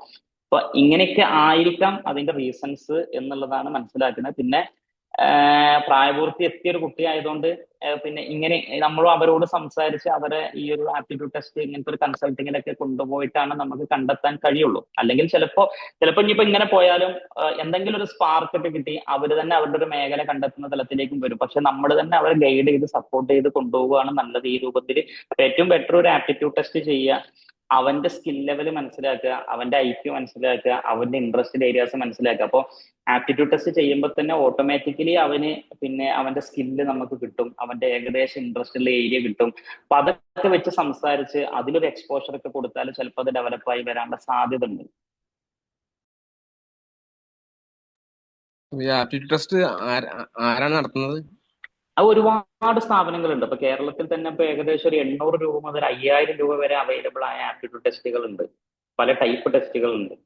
ഒരുപാട് ഇപ്പൊ ഈ കരിയർ ഗൈഡൻസ് സെന്ററുകൾ ഏതെങ്കിലും പോയാൽ ഇപ്പൊ സിജിക്ക് ഉണ്ട്, അല്ലെങ്കിൽ അങ്ങനത്തെ ഒരുപാട് സംഗതികളുണ്ട്. അതിൽ ഏതിൽ പോയാലും ഒരു ആപ്റ്റിറ്റ്യൂഡ് ടെസ്റ്റ് ചെയ്യാനാന്ന് പറഞ്ഞാൽ ചെയ്യാം. അത് ഓഫ്ലൈൻ ആയിട്ട് പെൻ ആൻഡ് പേപ്പർ ആയിട്ട് ചെയ്യാം, ഓൺലൈൻ ആയിട്ട് ചെയ്യാം. ഓൺലൈനായിട്ട് ഒരു കോഡും ഒരു ലിങ്കും അയച്ചാലും അതുവഴി ചെയ്യാം, ഒക്കെ എങ്ങനെയും ചെയ്യാം. എന്നിട്ട് അവരൊരു കൗൺസിലിംഗും ഉണ്ടാവും. ഇതിന്റെ റിസൾട്ട് വെച്ചിട്ട് ഒരു കൗൺസിലിംഗ് ഉണ്ടാവും. അതൊന്ന് ചെയ്യണം, എത്രയും പെട്ടെന്ന് ചെയ്യുന്നത് നല്ലതാണ്. ഓക്കെ, കുറച്ച് പിറകിലോട്ടിരിക്കോ? കുറച്ച് പിറകിലോട്ട് സൂമിങ് കുറച്ച് കൂടുതലാ. ഓക്കെ ഞാൻ എന്നോട് പറഞ്ഞു. Okay sorry.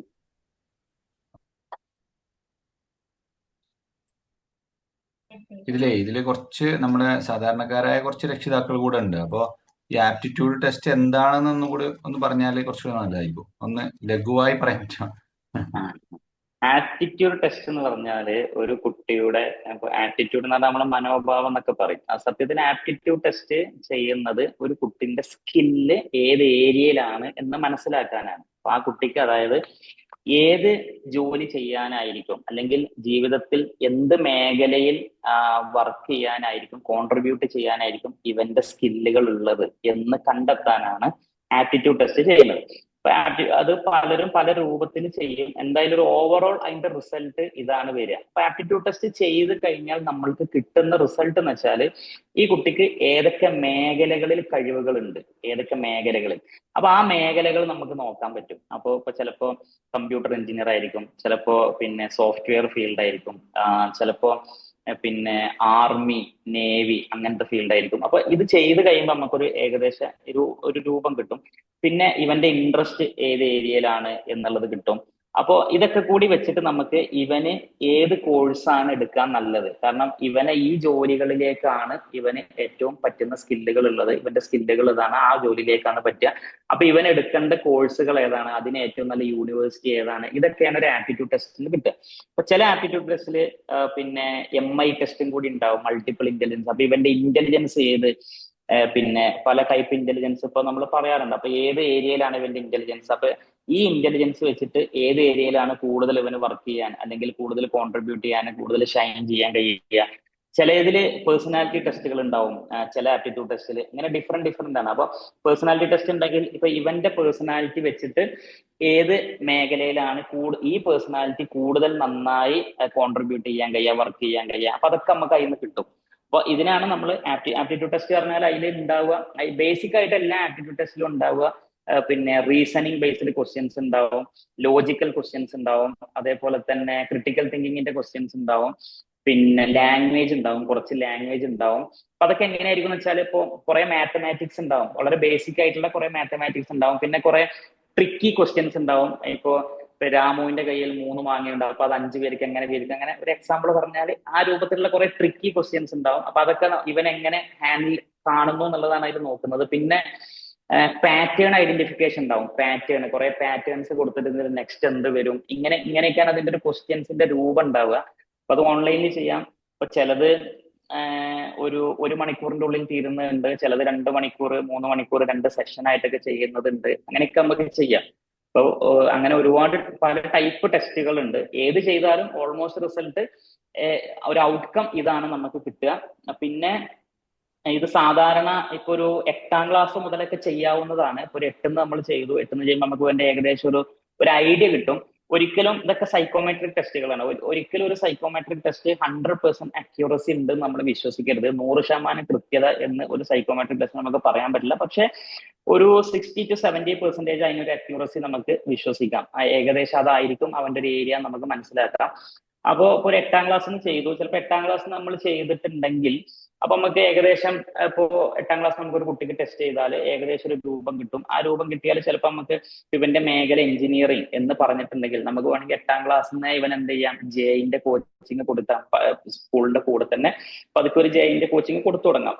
അപ്പോ അങ്ങനെയൊക്കെ നമുക്ക് ചെയ്യാൻ പറ്റും. ഇനി ചിലപ്പോ 8ന്ന് നമ്മൾ ചെയ്തു, ചിലപ്പോൾ 10ലെത്തുമ്പോ അല്ലെങ്കിൽ +2 കഴിഞ്ഞ് ഒന്നും കൂടി ചെയ്യുമ്പോൾ ചിലപ്പോൾ റിസൾട്ടിൽ വേരിയേഷൻ ഉണ്ടാവും, ചിലപ്പോൾ മാറും. കാരണം എന്താ വെച്ചാൽ അത്രയും കാലയളവിൽ ഇവന്റെ ഇൻട്രസ്റ്റ് മാറിയിട്ടുണ്ട്, ഇവൻ പലതിനോടും കൂടുതൽ എക്സ്പോഷർ ആയിട്ടുണ്ടാവും. ആ എക്സ്പോഷർ ആയത് ഇവന്റെ ഉള്ളിൽ പല മാറ്റങ്ങൾ ഉണ്ടാക്കിയിട്ടുണ്ട്. അപ്പൊ ഇവന്റെ ചിന്തകളിൽ മാറ്റം ഉണ്ടാവും.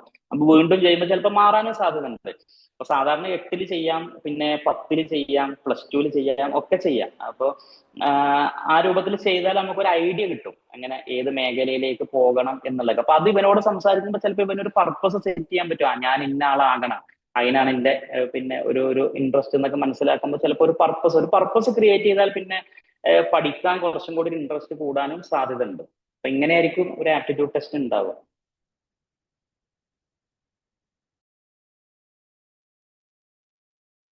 അസ്സലാമു അലൈക്കും. ഒരു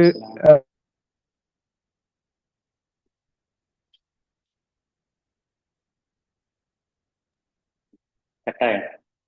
ചോദിച്ചോളൂ.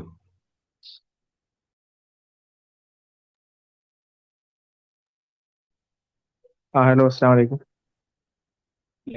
കേൾക്കുന്നുണ്ടോ? ഒരു ADHD ഉള്ള ഒരു കുട്ടിയാണെങ്കിൽ 10 വയസ്സിൽ അത് എങ്ങനെയാണ് നമ്മൾ ഹാൻഡിൽ ചെയ്യേണ്ടത്? ADHD ഉണ്ട് എന്നുള്ളത് ഡയഗ്നോസ് ചെയ്തതാണോ?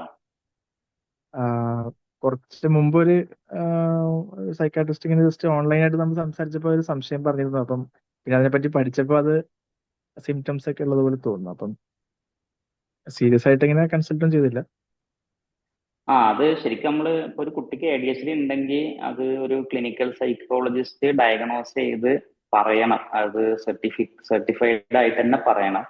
അപ്പോ അല്ലാതെ നമ്മൾ ഇപ്പൊ എന്താ വെച്ചാൽ പൊതുവെ ഇപ്പൊ എന്താ വെച്ചാൽ ഈ സൈക്കോളജിക്കൽ ടേംസിലൊക്കെ അവയർനെസ് ഭയങ്കര കൂടുതലാണ്, പ്രത്യേകിച്ച് എല്ലാവരുടെ ഇടയിലും. ഇപ്പൊ നമ്മൾ ഈ കുട്ടികളൊക്കെ കണ്ടിട്ടില്ലേ, ഇപ്പൊ നമ്മളെ പുതിയ ജനറേഷനൊക്കെ ചെറിയ പ്രശ്നം വന്നാൽ തന്നെ എനിക്ക് പാനിക് അറ്റാക്ക് ആണ്, എനിക്ക് ഡിപ്രഷൻ ആണെന്നൊക്കെ പറയും. വലിയ വലിയ ടേംസ് ആണ് പറയുക.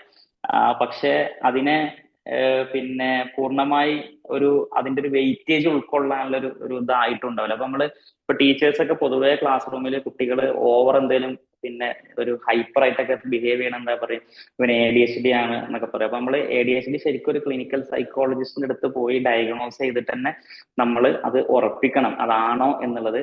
ആണെങ്കിൽ നമ്മൾ എന്ത് വെച്ചാല് സ്കൂളിൽ ടീച്ചർമാരോട് പോയാണ് ആദ്യം സംസാരിക്കേണ്ടത്. കാരണം അവരെ മുമ്പിൽ കുട്ടി കൂടുതൽ ഇരിക്കണം. അപ്പോൾ ADHD ഉള്ള കുട്ടികളെ പിന്നെ ട്രീറ്റ് ചെയ്യേണ്ടത്, കാരണം അവർക്ക് പിന്നെ ചിലപ്പോൾ അടങ്ങിയിരുന്ന് കൂടുതൽ നേരം പിന്നെ ചെയ്യാനോ ക്ലാസ്സിൽ ശ്രദ്ധിക്കാനോ ഒന്നും കഴിയൂല. അപ്പൊ അതിന് വേറെ തന്നെ കുറച്ചൊരു എക്സ്ട്രാ കെയറോ എന്തെങ്കിലും, അല്ലെങ്കിൽ പിന്നെ ഒരു അറ്റൻഷൻ കൂടുതൽ നേരം ഒരു ക്ലാസ്സിൽ മറ്റു കുട്ടികളെ പോലെ കിട്ടാനൊന്നും സാധ്യതയില്ല. അപ്പോ അതിനെ വേണ്ട രൂപത്തിൽ പരിഗണിക്കാൻ ടീച്ചേഴ്സിന്റെ ഭാഗത്തു നിന്നും കൂടി ഒരു ശ്രമം എന്ത് ചെയ്യണം, ഉണ്ടാകേണ്ടി വരും. അപ്പോ അതൊരു ക്ലിനിക്കലി ഡയഗ്നോസ് ചെയ്ത് നമ്മൾ ഓക്കെ ആയിട്ടുണ്ടെങ്കിൽ ടീച്ചേഴ്സിനോട് അത് പറയണം. വേണമെങ്കിൽ ഡോക്ടർമാരുടെ അടുത്ത് തന്നെ ഇത് വാങ്ങാം. പിന്നെ ഇവരുടെ ഒരു ഇപ്പൊ കുറച്ചും കൂടി സ്പെഷ്യൽ എഡ്യൂക്കേറ്റേഴ്സ് ഉണ്ട്. സ്പെഷ്യൽ എഡ്യൂക്കേറ്റേഴ്സ് ഒരുവിധ സ്കൂളിലൊക്കെ ഉണ്ടാവും, അല്ലെങ്കിൽ ഏതൊരു സ്കൂളിനും ഒരു സ്പെഷ്യൽ എഡ്യൂക്കേറ്ററായിട്ട് ഒരു കണക്ഷൻ ഉണ്ടാവും. അപ്പോൾ അവരുമായിട്ടും കൂടി കൺസൾട്ട് ചെയ്യാം. അപ്പൊ അവരെന്ത് ചെയ്യും, ബാക്കി ടീച്ചേഴ്സിനോട് പറയും എങ്ങനെയൊക്കെയാണ് ഇവന്റെ സ്ട്രാറ്റജി ചെയ്യേണ്ടത് എന്നുള്ളത്, ADHD ആണെങ്കിൽ. അപ്പൊ അതാണ് അതിൽ ചെയ്യേണ്ടത് ഫസ്റ്റ്. ഓക്കെ.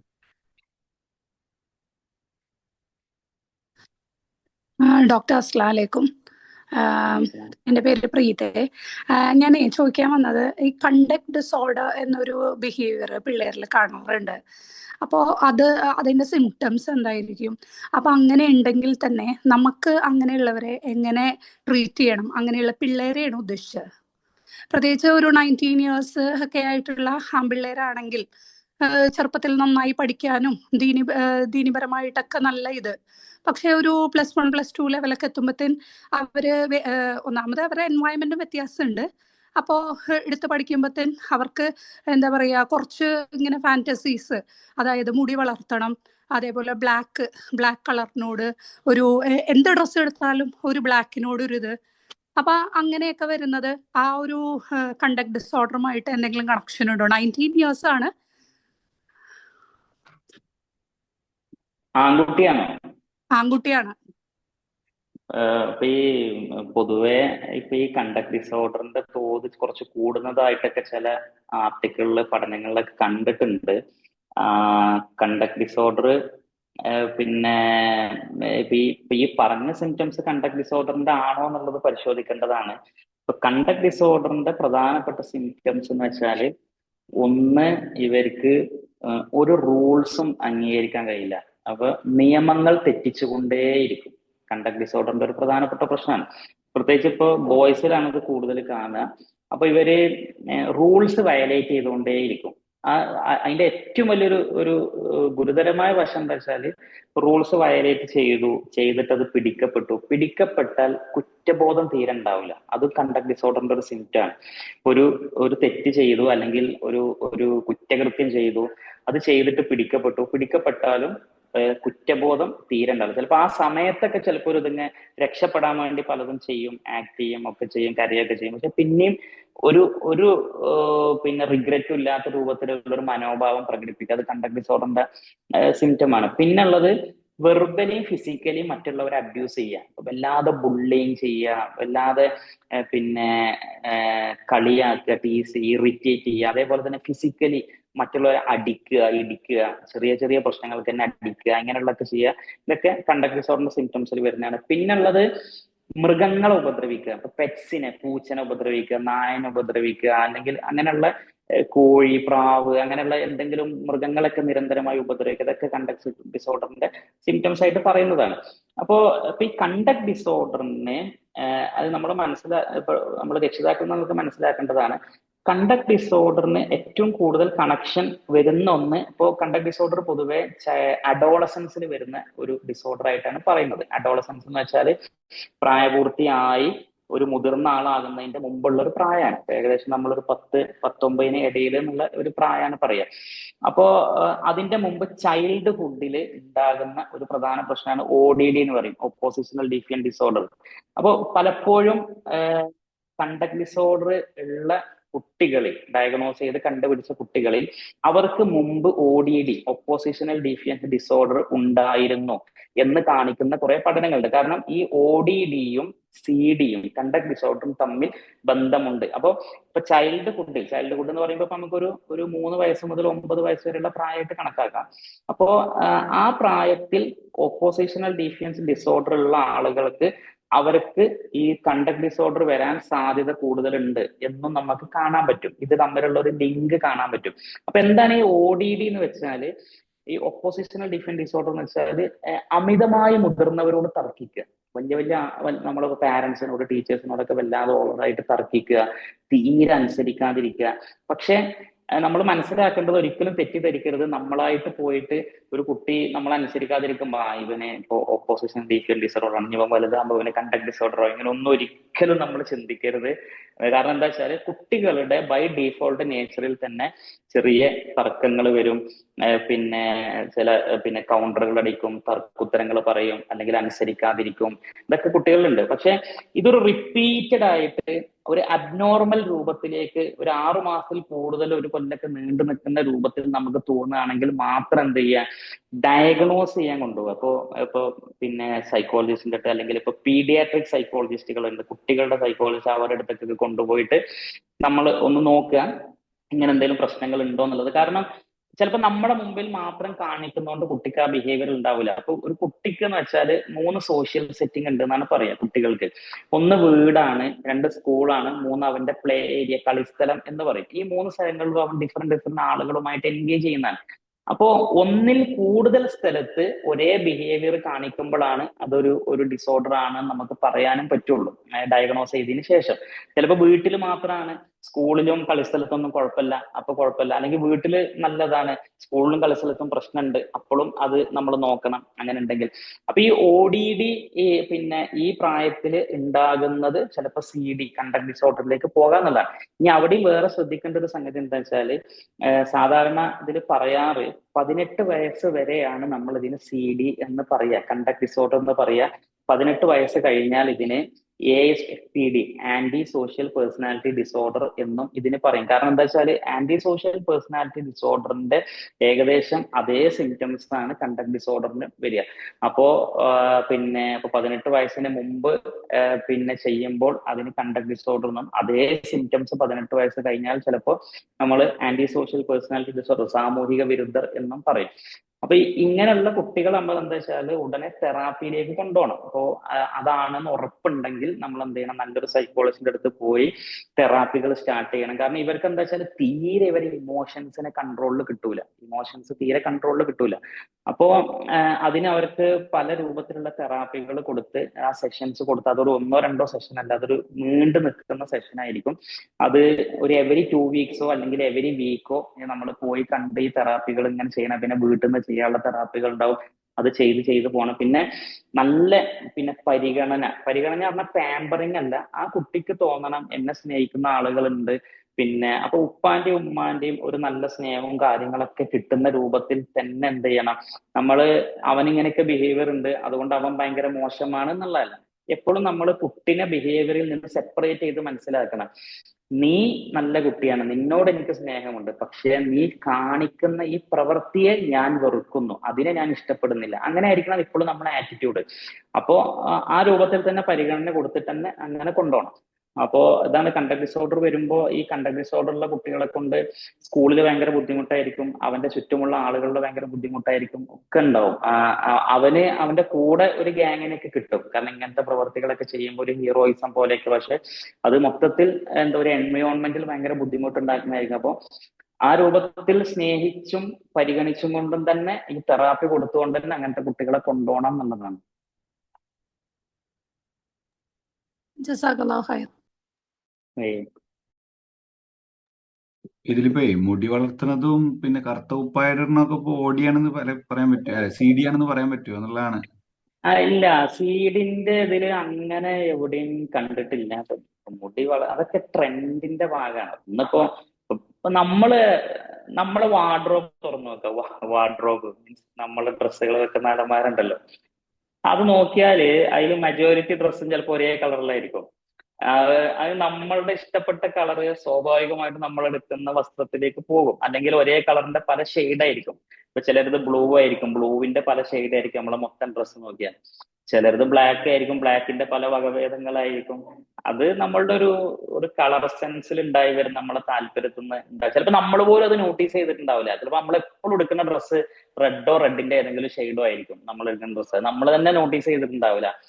അപ്പൊ അത് അങ്ങനെയൊക്കെ ആവാം. ഇനി കറുപ്പിനോട് അങ്ങനെ എന്തെങ്കിലും ഒരു ഇതുണ്ടോ എന്നുള്ളത് എനിക്ക് അറിയില്ല. അങ്ങനെ ഒരു ഡിസോർഡർ ഉണ്ടോ എന്ന് എനിക്ക് അറിയില്ല, നോക്കേണ്ടി വരും. അങ്ങനെ ഉണ്ടാവാൻ സാധ്യതയില്ല. അപ്പൊ ഒരു കുട്ടി കറുപ്പിടുന്നു എന്നുള്ളത് അതില് വേറെ പ്രശ്നമൊന്നും എനിക്ക് അറിയില്ല അങ്ങനെ ഉണ്ടോ എന്നുള്ളത്.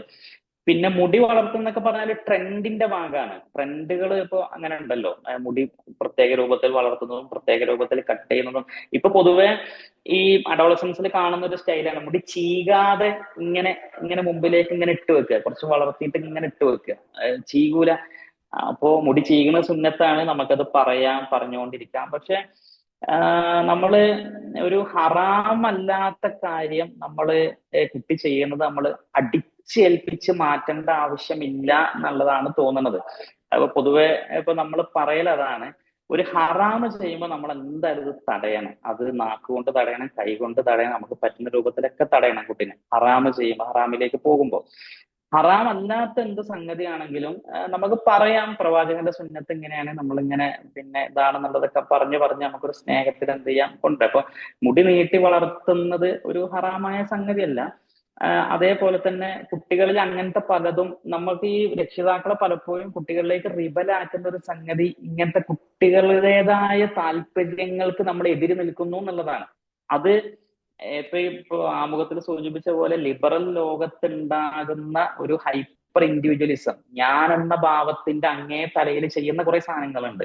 ഞാൻ പറഞ്ഞ അതല്ല, അങ്ങനത്തെ കുറെ കുട്ടിന്റെ മനോഭാവങ്ങൾ മാറ്റേണ്ടതാണ് കുട്ടികളുടെ. പക്ഷെ കുട്ടി ചില പ്രത്യേക രീതിയിലുള്ള പാന്റുകൾ ഇടുന്നു, ഡ്രസ്സുകൾ ഇടുന്നു, പിന്നെ ഇപ്പൊ ചിലപ്പോൾ കണ്ടിട്ടില്ല വളരെ ലൂസായ 5 സ്ലീവ്സ് ഇടുന്നു, ബാഗി ജീൻസ് ഇടുന്നു. ഇപ്പൊ 5 സ്ലീവ്സ് ഇട്ടാലും ബാഗി ജീൻസ് ഇട്ടാലും നമ്മളെ സംബന്ധിച്ച് ഔറത്ത് മറയണം.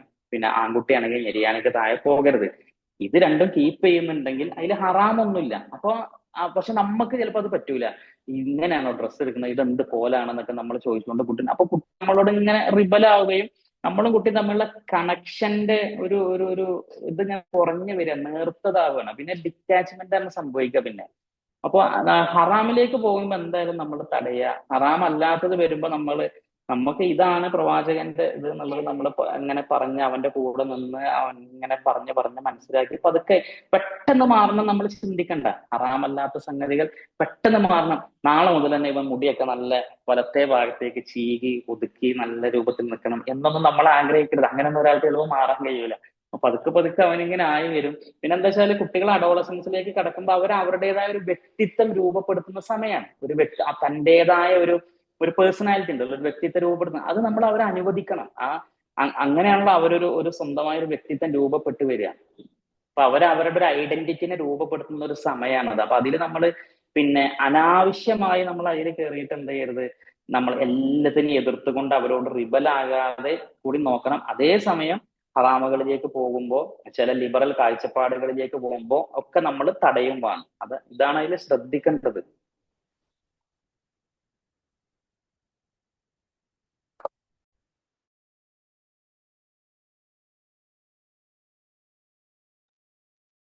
ഇനി ചോദ്യങ്ങളുണ്ടോ? വളരെ സുപ്രധാനമായ ചോദ്യങ്ങൾ ഉണ്ടെങ്കിൽ ഒന്ന് രണ്ടെണ്ണം കൂടി നമുക്ക് ചോദിക്കാം.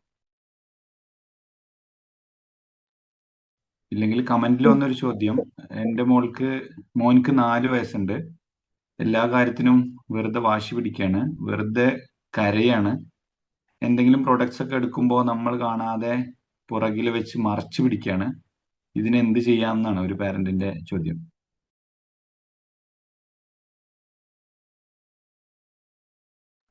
അപ്പൊ 4 വയസ്സാണെങ്കിൽ അത് ഈ ടാൻഡ്രം ആകാനാണ് സാധ്യത.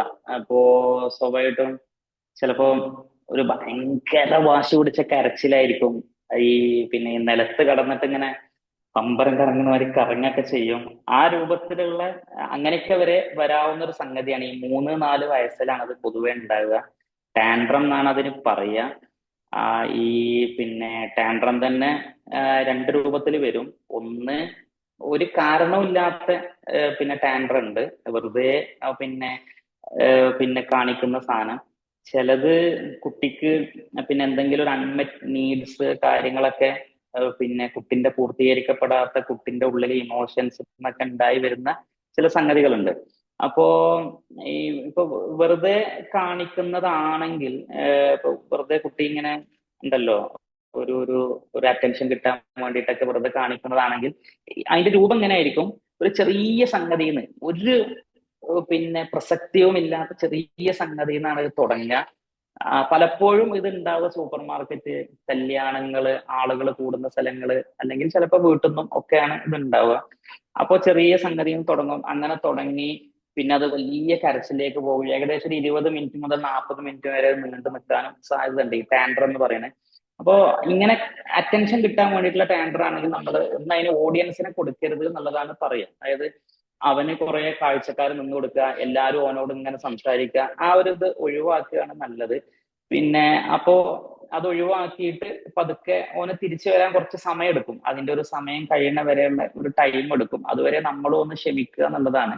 പിന്നെ ആളുകളെ മുമ്പെന്ന് കരുതി നമ്മളും അങ്ങനെ ഒരു മോശമൊന്നും വിചാരിക്കണം. നമുക്കും കുറച്ചൊരു പ്രശ്നമൊക്കെ ഉണ്ടാവും. കുറെ ആൾക്ക് സൂപ്പർ മാർക്കറ്റിനൊക്കെ കുട്ടിക്കരയുമ്പോൾ വാശി പിടിക്കുമ്പോഴൊക്കെ എന്ന് കരുതി ആ വാശി പിടിക്കുന്ന സമയത്ത് അവർ പറയുന്നത് നമ്മൾ ചെയ്തു കൊടുക്കണം എന്നില്ല കേട്ടോ. അങ്ങനെ ചെയ്തു കൊടുക്കാതിരിക്കുകയാണ് നല്ലത് കഴിയുമെങ്കിൽ.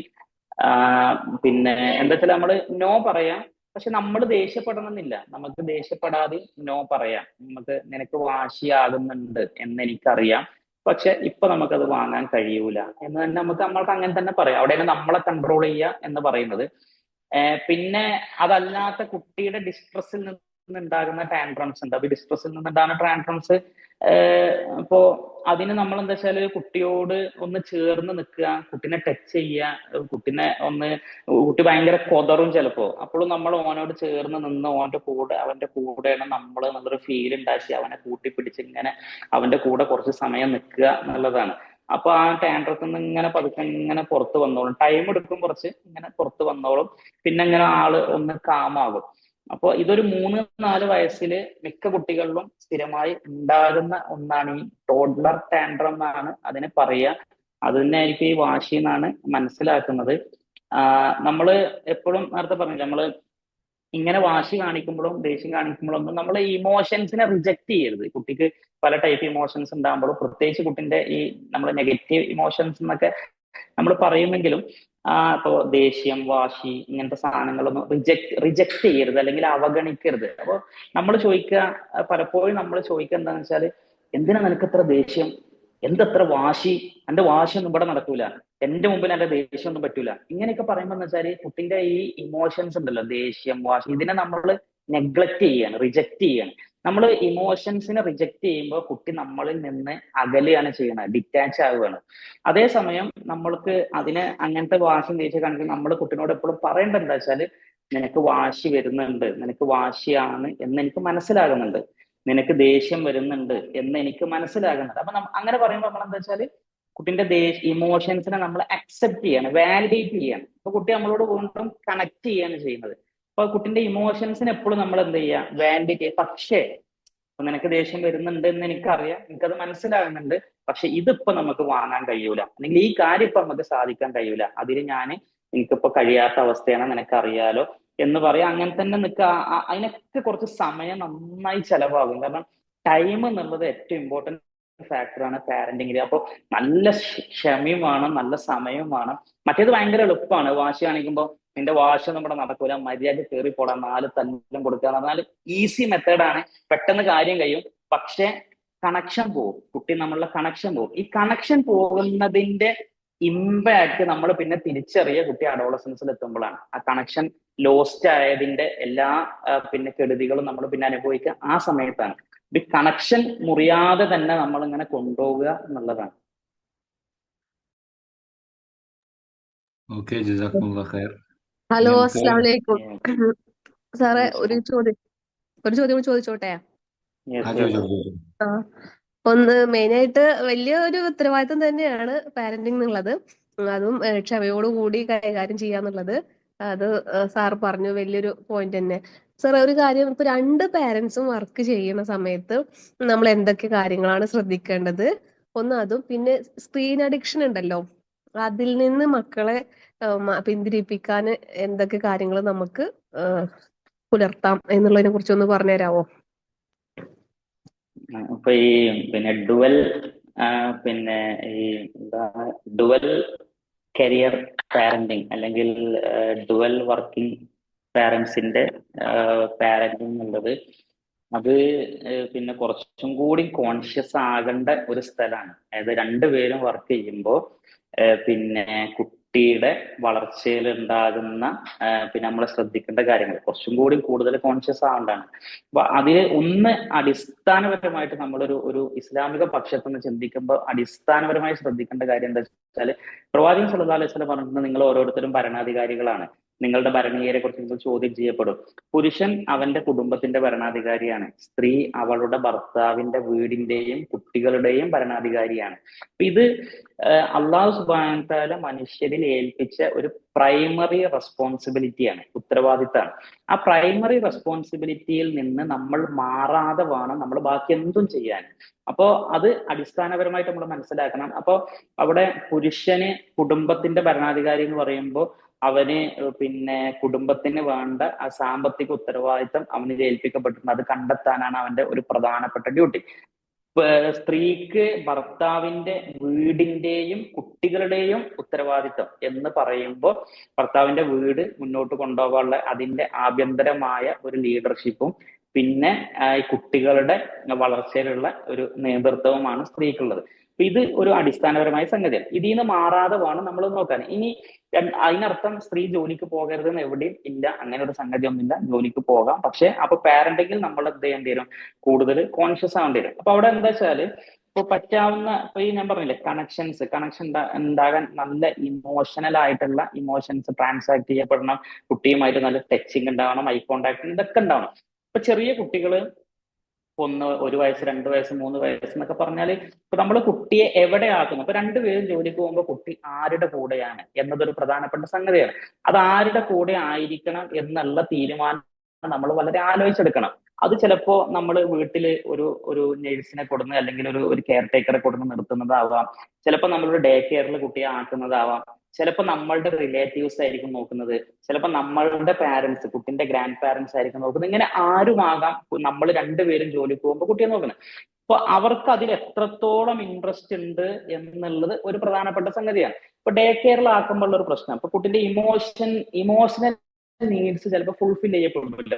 ഉദാഹരണത്തിന് ഇപ്പൊ ഇതുമായി ബന്ധപ്പെട്ട പഠനങ്ങളിൽ നിന്ന് വന്ന സംഗതികളാണ് ഞാൻ പറയുന്നത്. ഉദാഹരണത്തിന് ഇപ്പൊ നമ്മുടെ കുട്ടിയെ ഡേ കെയറിലാക്കിയിട്ട് ക്രഷിലാക്കിയിട്ട് നമ്മൾ പോകുന്നു എന്ന് വിചാരിക്കുക, രണ്ടുപേരും ജോലിക്ക് പോകുന്നു. ക്രഷിൽ എന്ന് വെച്ചാൽ 1:1 റേഷ്യോയിലല്ല അവിടുത്തെ അറ്റൻഷൻ ഉള്ളത്. കാരണം ഒരു നഴ്സിന് തന്നെ അല്ലെങ്കിൽ ഒരു കെയർ ടേക്കർക്ക് തന്നെ, ഒരു ബേബി കെയറിന് തന്നെ പിന്നെ ഒരു 10 കുട്ടികളോ 15 കുട്ടികളോ ഉണ്ടാവും നോക്കാൻ. ഇപ്പൊ ഒരു കുട്ടിന്റെ ഇമോഷണൽ നീഡ് സാറ്റിസ്ഫൈ ചെയ്യപ്പെടുന്ന ഒരു രീതി പറയാം. ഇപ്പൊ നമ്മൾ കുട്ടിയെ നോക്കി ചിരിക്കുന്നു, ഒരു വയസ്സ് ഒക്കെ ആയ ഒരു കുട്ടീനെ വിചാരിക്കും, നമ്മൾ കുട്ടിയെ നോക്കി ചിരിക്കുന്നു. അപ്പൊ നമ്മൾ ചിരിച്ചത് കുട്ടി കാണുകയും കുട്ടി അത് മനസ്സിലാക്കുകയും കുട്ടി തിരിച്ച് നമ്മളോട് ചിരിക്കാൻ, അതിനോട് റെസ്പോണ്ട് ചെയ്യാൻ എടുക്കുന്ന ഒരു ടൈം ഉണ്ട്. അപ്പൊ ആ ടൈം ചിലപ്പോൾ അത് കുറച്ചൊരു ലാഗ് ആവും. ആ ലാഗ് ആവുന്നവരെ നമ്മുടെ കുട്ടിയുടെ മുഖത്തേക്ക് നോക്കിയിരിക്കണം. കാരണം കുട്ടി തിരിച്ച് ചിരിക്കുന്ന സമയത്ത് നമ്മൾ കുട്ടിയുടെ ഐ കോണ്ടാക്ട് മെയിൻറ്റെയിൻ ചെയ്തിരിക്കണം, നമ്മൾ കുട്ടിയിൽ തന്നെയാണ് ശ്രദ്ധിക്കുന്നത്. അപ്പോഴാണ് ആ കണക്ഷൻ വരുള്ളൂ.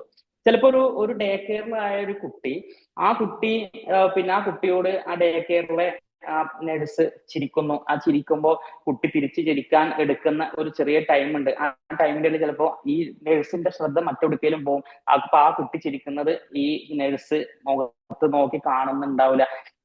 ഇതടക്കം വളരെ സൂക്ഷ്മമായ തലത്തിലുള്ള സാധനമാണ് ഞാൻ പറയുന്നത്. ഇതടക്കം ആ കുട്ടിയിൽ ഇമോഷണൽ നീഡ്സിനെ പരിഗണിക്കാത്ത അവസ്ഥയാണ് വരുന്നത്. ഇങ്ങനെ ഓരോ ഇതും ഇപ്പം വീട്ടിലാണെങ്കിൽ പോലും അപ്പോൾ അവിടെ അത് ഹാൻഡിൽ ചെയ്യുന്ന ആള്, അപ്പോൾ അത് ആരാണെങ്കിലും ഞാൻ പറഞ്ഞ കുറെ കാറ്റഗറി പറഞ്ഞു നമ്മൾ എവിടെയാക്കാം കുട്ടികളെ, അപ്പൊ അവരൊക്കെ കുട്ടീനെ ഈ രൂപത്തിൽ പരിഗണിക്കുന്നുണ്ടോ എന്നുള്ളത് ഒരു ക്വസ്റ്റ്യൻ ആണ്. അപ്പൊ അത് കാരണം കുട്ടിയുടെ ഉമ്മയിൽ നിന്ന്, കാരണം പ്രസവിച്ച മാതാവിൽ നിന്ന് കുട്ടിക്ക് കിട്ടേണ്ട കുറെ സാധനങ്ങളുണ്ട്. ഇപ്പൊ കോ സ്ലീപ്പിംഗ് അതിലെ ഏറ്റവും പ്രധാനപ്പെട്ട സംഗതിയാണ്. ഉമ്മയുടെ അടുത്ത് ചേർന്ന് കുട്ടി കിടക്കുന്നത് കുട്ടിയിൽ ഒരുപാട് പിന്നെ ബിഹേവിയറിൽ, കുട്ടിയുടെ ബ്രെയിൻ ഡെവലപ്മെന്റിൽ ഒക്കെ, കുട്ടിയുടെ ഇമോഷണൽ ഡെവലപ്മെന്റിലൊക്കെ ഒരുപാട് ഡെവലപ്മെന്റ്സ് ഉണ്ടാക്കുന്നുണ്ട് കോ സ്ലീപ്പിംഗ്. അപ്പൊ ഉമ്മയുടെ കൂടെയുള്ള കോ സ്ലീപ്പിംഗ് കുട്ടിക്ക് ഏറ്റവും പ്രധാനപ്പെട്ട സംഗതിയാണ്. ഇപ്പൊ വർക്ക് ചെയ്യാത്ത പാരന്റ് ആണെങ്കിൽ പകലൊക്കെ കോ സ്ലീപ്പിംഗ് കിട്ടും, വർക്ക് പിന്നെ ചെയ്യുന്ന പാരന്റ് ആണെങ്കിൽ രാത്രി മാത്രമാണ് കോ സ്ലീപ്പിംഗ് കിട്ടുക. അപ്പൊ നമ്മൾ അങ്ങനത്തിലൊക്കെ പ്രത്യേകം എന്തിനെ ശ്രദ്ധിക്കണം. അപ്പൊ ഇത് പിന്നെ കുട്ടിയെ ഡേ കെയറിലാക്കുന്നത് വലിയ പ്രശ്നമാണെന്നുള്ള, ഡേ കെയറിലാക്കുന്ന കുട്ടികളിൽ കോർട്ടിസോൾ ലെവൽ കൂടുന്നു എന്നുള്ള പഠനങ്ങളുണ്ട്. അഥവാ കുട്ടിയിൽ സ്ട്രെസ് ഹോർമോൺ നന്നായിട്ട് കൂടുന്നു എന്ന പഠനങ്ങളുണ്ട്. പക്ഷെ അതേ കുട്ടിക്ക് തന്നെ തിരിച്ച് വീട്ടിലെത്തുമ്പോൾ നല്ല കെയർ കിട്ടുന്നുണ്ടെങ്കിൽ അത് നന്നായി കുറയുന്നു എന്നും പഠനങ്ങളുണ്ട്. അപ്പൊ നമ്മൾ ഇപ്പൊ ഇങ്ങനെ രണ്ടുപേരും വർക്കിംഗ് ആണെങ്കിൽ നമ്മൾ കുറച്ചും കൂടി കുട്ടിയുടെ കാര്യത്തിൽ കോൺഷ്യസ് ആവണം. കാരണം അത്രയും ടൈം നമ്മൾ കുട്ടിയുടെ അടുത്ത് ഇല്ല. അപ്പൊ നമ്മൾ ഉള്ള സമയം വളരെ നന്നായി ഉപയോഗിക്കാൻ നമുക്ക് പറ്റണം എന്നുള്ളതാണ്. പിന്നെ ഈ ഇമോഷണലി കണക്ട് ചെയ്യുന്ന ഒരുപാട് സംഗതികൾ കുട്ടികളുമായി വളരെ കോൺഷ്യസ് ആയിട്ട് നമ്മൾ ചെയ്യാൻ വേണ്ടിയിട്ട് ശ്രമിക്കണം. അപ്പൊ ഞാൻ നേരത്തെ പറഞ്ഞ പോലെ തന്നെ കുട്ടികളുമായി കളിക്കുക, കുട്ടികളോട് സ്റ്റോറികൾ പറഞ്ഞു കൊടുക്കുക, ഇങ്ങനെയുള്ള സംഗതികളൊക്കെ ചെയ്യുമ്പോൾ ഈ കണക്ഷൻ ഉണ്ടാവും. ഇപ്പൊ ഒരു ടെസ്റ്റ് ആയിട്ട് പറയാറുണ്ട്. ഇപ്പൊ കുട്ടി ഇപ്പൊ നമ്മൾ രണ്ടുപേരും ജോലിക്ക് പോകുന്നതാണെങ്കിൽ നമ്മൾ പോകുന്ന സമയത്ത് സ്വാഭാവികമായിട്ടും കുട്ടി കരയാറുണ്ട്. ഈ കരയുന്ന കുട്ടി പിന്നെ നമ്മൾ രാവിലെ പോകുമ്പോൾ കുട്ടി കരയുന്നുണ്ടെന്ന് വിചാരിക്കുക. കുട്ടി കരയുന്നുണ്ടെങ്കിൽ പിന്നെ തിരിച്ചു വരുന്ന സമയത്ത് കുട്ടി ഭയങ്കര സന്തോഷം പ്രകടിപ്പിക്കുന്നുണ്ട്. അങ്ങനെയാണെങ്കിൽ അത് സെക്യൂർ ആണ് എന്നാണ് പറയുക. അഥവാ നമ്മൾ രാവിലെ പോകുന്ന സമയത്ത് പിന്നെ കുട്ടി വല്ലാതെ കരയുന്നു, കാരണം കുട്ടിക്ക് ഭയങ്കര സെക്യൂർഡ് ആയിട്ടുള്ള രണ്ടുപേര് പിന്നെ അറ്റാച്ച്മെന്റിൽ രണ്ടുപേരും ഉമ്മയൊക്കെയാണ്. അപ്പൊ നമ്മൾ പോകുന്ന സമയത്ത് കുട്ടി പിന്നെ നന്നായിട്ട് പിന്നെ കരയുന്നുണ്ട്, നമ്മളെ കൂടെ വരാൻ വേണ്ടിയുള്ള കരച്ചിലും കാര്യം. നമ്മൾ തിരിച്ചു വരുന്ന സമയത്ത് കുട്ടി ഭയങ്കര കംഫേർട്ട് പ്രകടിപ്പിക്കുന്നുണ്ട്, അത് സെക്യൂർ ആണ്. രണ്ടാമത്തത് പിന്നെ നമ്മൾ പോകുന്ന സമയത്ത് കുട്ടി കരയുന്നുണ്ട്, പക്ഷെ തിരിച്ചു വരുന്ന സമയത്ത് കുട്ടി ഒരു കംഫേർട്ട് പ്രകടിപ്പിക്കുന്നില്ല. നമ്മളെ അതൊരു കുട്ടി മൈൻഡ് ചെയ്യുന്നത് അവോയ്ഡ് ചെയ്യണ പോലെയാണ് കുട്ടി കാണിക്കുന്നുണ്ടെങ്കിൽ അത് പിന്നെ അറ്റാച്ച്മെന്റിൽ ചെറിയ പ്രശ്നങ്ങൾ തുടങ്ങിയിട്ടുണ്ട് എന്നുള്ളതാണ്. മൂന്നാമത്തെ ഒരു സ്റ്റേജ് എന്നുള്ളത്, നമ്മൾ പോകുമ്പോൾ കുട്ടി ഒരു ഡിസ്കംഫോർട്ടും പ്രകടിപ്പിക്കുന്നില്ല, കുട്ടി കരച്ചിലില്ല, ടെൻഷനില്ല, ഒന്നുമില്ല. നമ്മൾ തിരിച്ചു വരുമ്പോഴും കുട്ടി അതൊന്നും നോക്കുന്നില്ല, മൈൻഡ് ചെയ്യുന്നില്ല, ഒരു അവോയ്ഡന്റ് രീതിയാണ് എന്നുണ്ടെങ്കിൽ അത് ഭയങ്കര അപകടമാണ്. കാരണം അത് നമ്മളുമായിട്ടുള്ള കണക്ഷൻ തീരെ മെയിൻറ്റെയിൻ ചെയ്തിട്ടില്ല എന്നുള്ളതാണ് അതിന് നമ്മൾ മനസ്സിലാക്കേണ്ടത്. അപ്പോ നമ്മൾ രണ്ടുപേരും വർക്ക് ചെയ്യുമ്പോൾ വളരെ പ്രധാനമായിട്ടും നമ്മൾ കുട്ടിയുമായിട്ടുള്ള ഈ കണക്ഷൻസ്, ഇമോഷൻസ് എല്ലാം വളരെയധികം ശ്രദ്ധിക്കണം എന്നുള്ളതാണ്. പിന്നെ ഇപ്പൊ സ്ക്രീൻ ടൈമുമായി ബന്ധപ്പെട്ട് എന്തോന്ന് ചോദിച്ചു അല്ലേ? സ്ക്രീൻ ടൈമിന്റെ എന്തോന്ന് അതെ ചോദിച്ചു. സാറേ, കാരണം സ്ക്രീൻ ടൈമിങ് എന്ന് പറയുമ്പോ ഇവരിങ്ങനെ അഡിക്റ്റ് ആയ പോലെയാണ് പല സമയത്ത്. ഇപ്പൊ നമ്മൾക്ക് ഈ ഓൺലൈൻ ക്ലാസ് ഇതൊക്കെ വരുമ്പോ നമുക്ക് മൊബൈലോ അല്ലെങ്കിൽ ലാപ്ടോപ്പോ ഒന്നും കൊടുക്കാതിരിക്കാൻ പറ്റില്ല. അത് ആവശ്യമായിട്ട് വരികയും ചെയ്യും, അപ്പൊ അത് കൊടുക്കുകയും ചെയ്യും. അപ്പൊ അത് കഴിയുമ്പോഴേക്കും അതിന്റെ ഉള്ളിലൂടെ ഗെയിമും ബാക്കിയുള്ള കാര്യങ്ങളും ഒക്കെ ആയിട്ട് ഇങ്ങനെ ഷോർട്സ് കാണലും അങ്ങനെയൊക്കെ ആയിട്ട് അതിലങ്ങോട്ട് ഇതായി പോവാ. പിന്നെ അതില്ലെങ്കിൽ സംതിങ് എന്തോ മിസ്സിങ് പോലെയാണ് ചില സമയങ്ങളിൽ പ്രകടിപ്പിക്കുന്ന ഒരു ആ രീതിയിലോട്ട് മാറുകയാണ്. അപ്പം പറഞ്ഞ് ബോധ്യപ്പെടുത്തും, അഡിക്ഷൻ ആയി വരുന്നുണ്ട് കേട്ടോ എന്നുള്ള രീതിയിൽ പറഞ്ഞ് ബോധ്യപ്പെടുത്തും. അവർക്കും അറിയാം ആണെങ്കിൽ കൂടെ അവർക്ക് വേറൊരു എന്റർടൈൻമെന്റ് ഇല്ലാത്തതുകൊണ്ട് അതായിരിക്കാം തോന്നുന്നു അതിലോട്ട് നീങ്ങുന്നത് എന്നുള്ളതാണ്. അപ്പൊ അതിനെന്താ വേറൊരു പരിഹാരം എന്തെങ്കിലും പിന്നെ സജസ്റ്റ് ചെയ്യാവോ? ഷെഡ്യൂള് വെക്കുക എന്നുള്ളതാണ്. ഷെഡ്യൂള് വെക്കുക, അതായത് മൊബൈല് ഇപ്പോ വീക്കിലി ഇത്ര ഹവേഴ്സേ കാണുള്ളൂ ഈ വീട്ടിൽ. അപ്പൊ അത് പിന്നെ കുട്ടികൾക്ക് മാത്രമായിട്ട് റൂള് വെക്കാതെ എല്ലാവർക്കും റൂള് വെക്കുക. എല്ലാവർക്കും ഇപ്പൊ വീട്ടില് എത്ര മൊബൈൽ ഫോൺ ഉണ്ടോ, എത്ര അംഗങ്ങളുണ്ടോ, എല്ലാവർക്കും റൂള്. അപ്പൊ ആ റൂള് ഇപ്പൊ നമുക്ക് മുതിർന്നവരാണ്, അപ്പോൾക്ക് സ്വന്തമായിട്ട് മൊബൈൽ ഫോൺ ഉണ്ട്, അവർക്ക് ഡെയിലി മൊബൈൽ ഉപയോഗിക്കാം, എത്ര സമയം ഉപയോഗിക്കും ഒക്കെ ഉണ്ട്. പക്ഷെ ചില സ്ഥലങ്ങളിൽ ചില സമയത്ത് അവർ ഉപയോഗിക്കാൻ പാടില്ല. അപ്പൊ ഉദാഹരണത്തിന് സാധാരണ പറയാറ് 3 ഏരിയയിൽ വീട്ടിൽ ഉപയോഗിക്കരുത് എന്നുള്ളതാണ്. ഒന്ന് വാഷ്റൂമിൽ. അപ്പോൾ വാഷ്റൂമിൽ കയറിയാൽ നമ്മൾ ടോയ്ലറ്റിൽ പോകുമ്പോൾ മൊബൈൽ ഉപയോഗിക്കാതിരിക്കുക. കാരണം അത് പല ഇതിലേക്കും പോയേക്കാം. ചിലപ്പോൾ ടോയ്ലറ്റിൽ ഒരുപാട് സമയം ഇരിക്കുന്നത് പിന്നെ സമയം നീണ്ടു പോയേക്കാം. അത് പിന്നെ ഇസ്ലാമികമായിട്ട് ശരിയില്ലാത്ത രീതിയാണ്. കാരണം പിന്നെ പിശാചുകളുള്ള സ്ഥലമാണ്, നമ്മൾ അവിടെ അല്ല സ്പെൻഡ് ചെയ്യേണ്ടത്. രണ്ടാമത്തെ ചിലപ്പോ ടോയ്ലറ്റിൽ മൊബൈൽ ഉപയോഗിക്കുന്നത് നമ്മൾ മറ്റ് തിന്മകളിലേക്ക് പോകാൻ സാധ്യത ഉണ്ട്. കാരണം നമ്മളൊരു പ്രൈവസി, ആരും കാണാത്ത സ്ഥലം എന്ന നിലയ്ക്ക് അതാണ് ഒന്നാമത്തെ സ്ഥലം. രണ്ടാമത്തെ സ്ഥലം ഡൈനിങ് ടേബിൾ. ഭക്ഷണം കഴിക്കുമ്പോൾ ഡൈനിങ് ടേബിളിൽ മൊബൈൽ ഫോൺ ഉപയോഗിക്കാതിരിക്കുക. വീട്ടിൽ ഒരു നോ മൊബൈൽ സോൺ എന്നുള്ള രൂപത്തിൽ നമ്മൾ കൊണ്ടുവരേണ്ട സ്ഥലമാണ്. മൂന്നാമത്തത് കിടക്കുന്ന സമയത്ത് ബെഡ്റൂമിലേക്ക് ഒരു നോ മൊബൈൽ സോൺ, മൊബൈൽ കൊണ്ടായിരിക്കുക. അപ്പൊ ഇത് മുതിർന്നവർക്കുള്ള റൂളാണ്. നമ്മൾ എല്ലാവരും കൂടി, കുട്ടികളൊക്കെ കൂടിയിട്ട് തീരുമാനിക്കുക, മുതിർന്നവര് എന്ത് ചെയ്യരുത്, ഉപ്പയും ഉമ്മയും പിന്നെ ജോലിക്ക് പോകണ കാക്കയോ താത്തയൊക്കെ ഉണ്ടെങ്കിൽ ഇവരാരും ഇവിടെ ഒന്നും മൊബൈൽ ഉപയോഗിക്കരുത്. പിന്നെ രാത്രി ഒരു 7 മണിന്റെ 8 മണിന്റെ ഇടയിൽ ഒരു മണിക്കൂറോ അല്ലെങ്കിൽ 2 മണിക്കൂറോ ഒരു നോ മൊബൈൽ, പിന്നെ എന്താ പറയാ, ഒരു ഒരു ഒരു ഒരു ഒരു സൈലന്റ് ടൈം അല്ലെങ്കിൽ അങ്ങനെ എന്തെങ്കിലും ഒന്ന് ഉണ്ടാക്കുക. കുട്ടികൾക്കാണെങ്കിൽ, അപ്പൊ മൊബൈൽ ഇല്ലാത്ത കുട്ടികളാണെങ്കിൽ അവർക്കൊരു റൂൾ, അവർക്ക് ഇപ്പോ ഒരു ദിവസം അരമണിക്കൂർ അല്ലെങ്കിൽ ആഴ്ചയിൽ 4 മണിക്കൂർ, അത് ശനി ഞായറും അല്ലെങ്കിൽ വേറെ ഏതെങ്കിലും ദിവസം 2 മണിക്കൂർ 2 മണിക്കൂർ, അങ്ങനെ ഒരു റൂള് കൊണ്ടുവരാം. ആ സമയത്തെ കാണാൻ പാടുള്ളൂ, ആ സമയത്തല്ലാതെ അവർ മൊബൈൽ ഉപയോഗിക്കരുത്. അപ്പോൾ ഇതൊരു നിയമമാക്കുക, ആ നിയമമാക്കിയിട്ട് എല്ലാവരും അംഗീകരിക്കുക, നമ്മളും അംഗീകരിക്കുക, പിന്നെ അങ്ങനെ കൊണ്ടുപോകാൻ നോക്കുക. അപ്പൊ ഒരു ഷെഡ്യൂളിലേക്ക് അവർ വരും. പിന്നെ അവരത് ബ്രേക്ക് ചെയ്യാൻ നോക്കും. കുട്ടികൾക്ക് എപ്പോഴും ഉള്ള ഒരു സംഗതിയാണ് എന്താ വെച്ചാൽ, നമ്മളൊരു ബൗണ്ടറി വെച്ചാല് അത് ബ്രേക്ക് ചെയ്താൽ എന്ത് എന്നുള്ളത് അവർ ടെസ്റ്റ് ചെയ്തുകൊണ്ടിരിക്കും. അപ്പൊ നമ്മൾ എങ്ങനെ പ്രതികരിക്കുന്നു എന്ന് ടെസ്റ്റ് ചെയ്തുകൊണ്ടിരിക്കും. അപ്പൊ നമ്മൾ ചിലപ്പോൾ അത് മൈൻഡ് ചെയ്യാതിരിക്കുകയും ചിലപ്പോൾ അത് പറ്റൂല എന്ന് പറയുകയും ചെയ്യുകയാണെങ്കിൽ അവിടെ ആ ഒരു സ്ട്രക്ചർ ഒരു ബ്രേക്ക് ആവും. അപ്പൊ നമ്മൾ എപ്പോഴാണെങ്കിലും നമ്മളത് പറയാം, അവര് സമയം കൂടുതലെടുത്തു അല്ലെങ്കിൽ നമ്മൾ റൂളിൽ പറയാത്ത സമയത്ത് അപ്പോഴൊക്കെ നമ്മൾ അതിൽ ഇടപെടുക. ഇത് പറ്റൂല, ഇങ്ങനെ ശരിയാവൂല, അങ്ങനെ എടുക്കാൻ പാടില്ലല്ലോ, നമ്മളെ നിയമമുള്ള ഇതൊക്കെ പറഞ്ഞുകൊണ്ടേ ഇരിക്കുക. എന്നിട്ട് അത് വാങ്ങി വെക്കുക. പിന്നെ പാരന്റൽ കൺട്രോൾ ഒക്കെ ചെയ്യാം. ഇപ്പൊ നമുക്ക് കറക്റ്റ് ഷെഡ്യൂൾ ഒക്കെ ചെയ്താൽ ആ സമയത്ത് മാത്രമേ ഓൺ ആവുള്ളൂ. കുട്ടികളുടെ ഡിവൈസ് ഉണ്ടെങ്കിൽ, ഇപ്പൊ നമ്മുടെ ഡിവൈസാണ് ഉപയോഗിക്കുന്നുണ്ടെങ്കിൽ നമ്മളത് മാറ്റി വെക്കുക.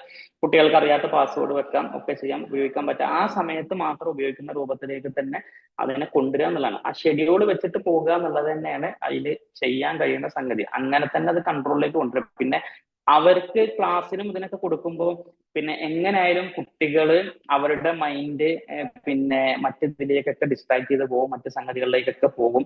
അപ്പോ അണ്ടർ സൂപ്പർവിഷൻ, ഒരു മോണിറ്ററിങ്ങിൽ തന്നെ നമ്മൾ അവരെ ഇരുത്തുക എന്നുള്ളതാണ്. അപ്പൊ അവർക്ക് പഠിക്കാനാണെങ്കിലും മറ്റു ഓൺലൈൻ ക്ലാസ്സിനാണെങ്കിലും ഒക്കെ നമ്മൾ ഡിവൈസ് കൊടുക്കുമ്പോൾ നമ്മളുടെ മോണിറ്ററിങ്ങിൽ തന്നെ അവരെ ഇരുത്തുക എന്നുള്ളത് പ്രത്യേകം ശ്രദ്ധിക്കുക.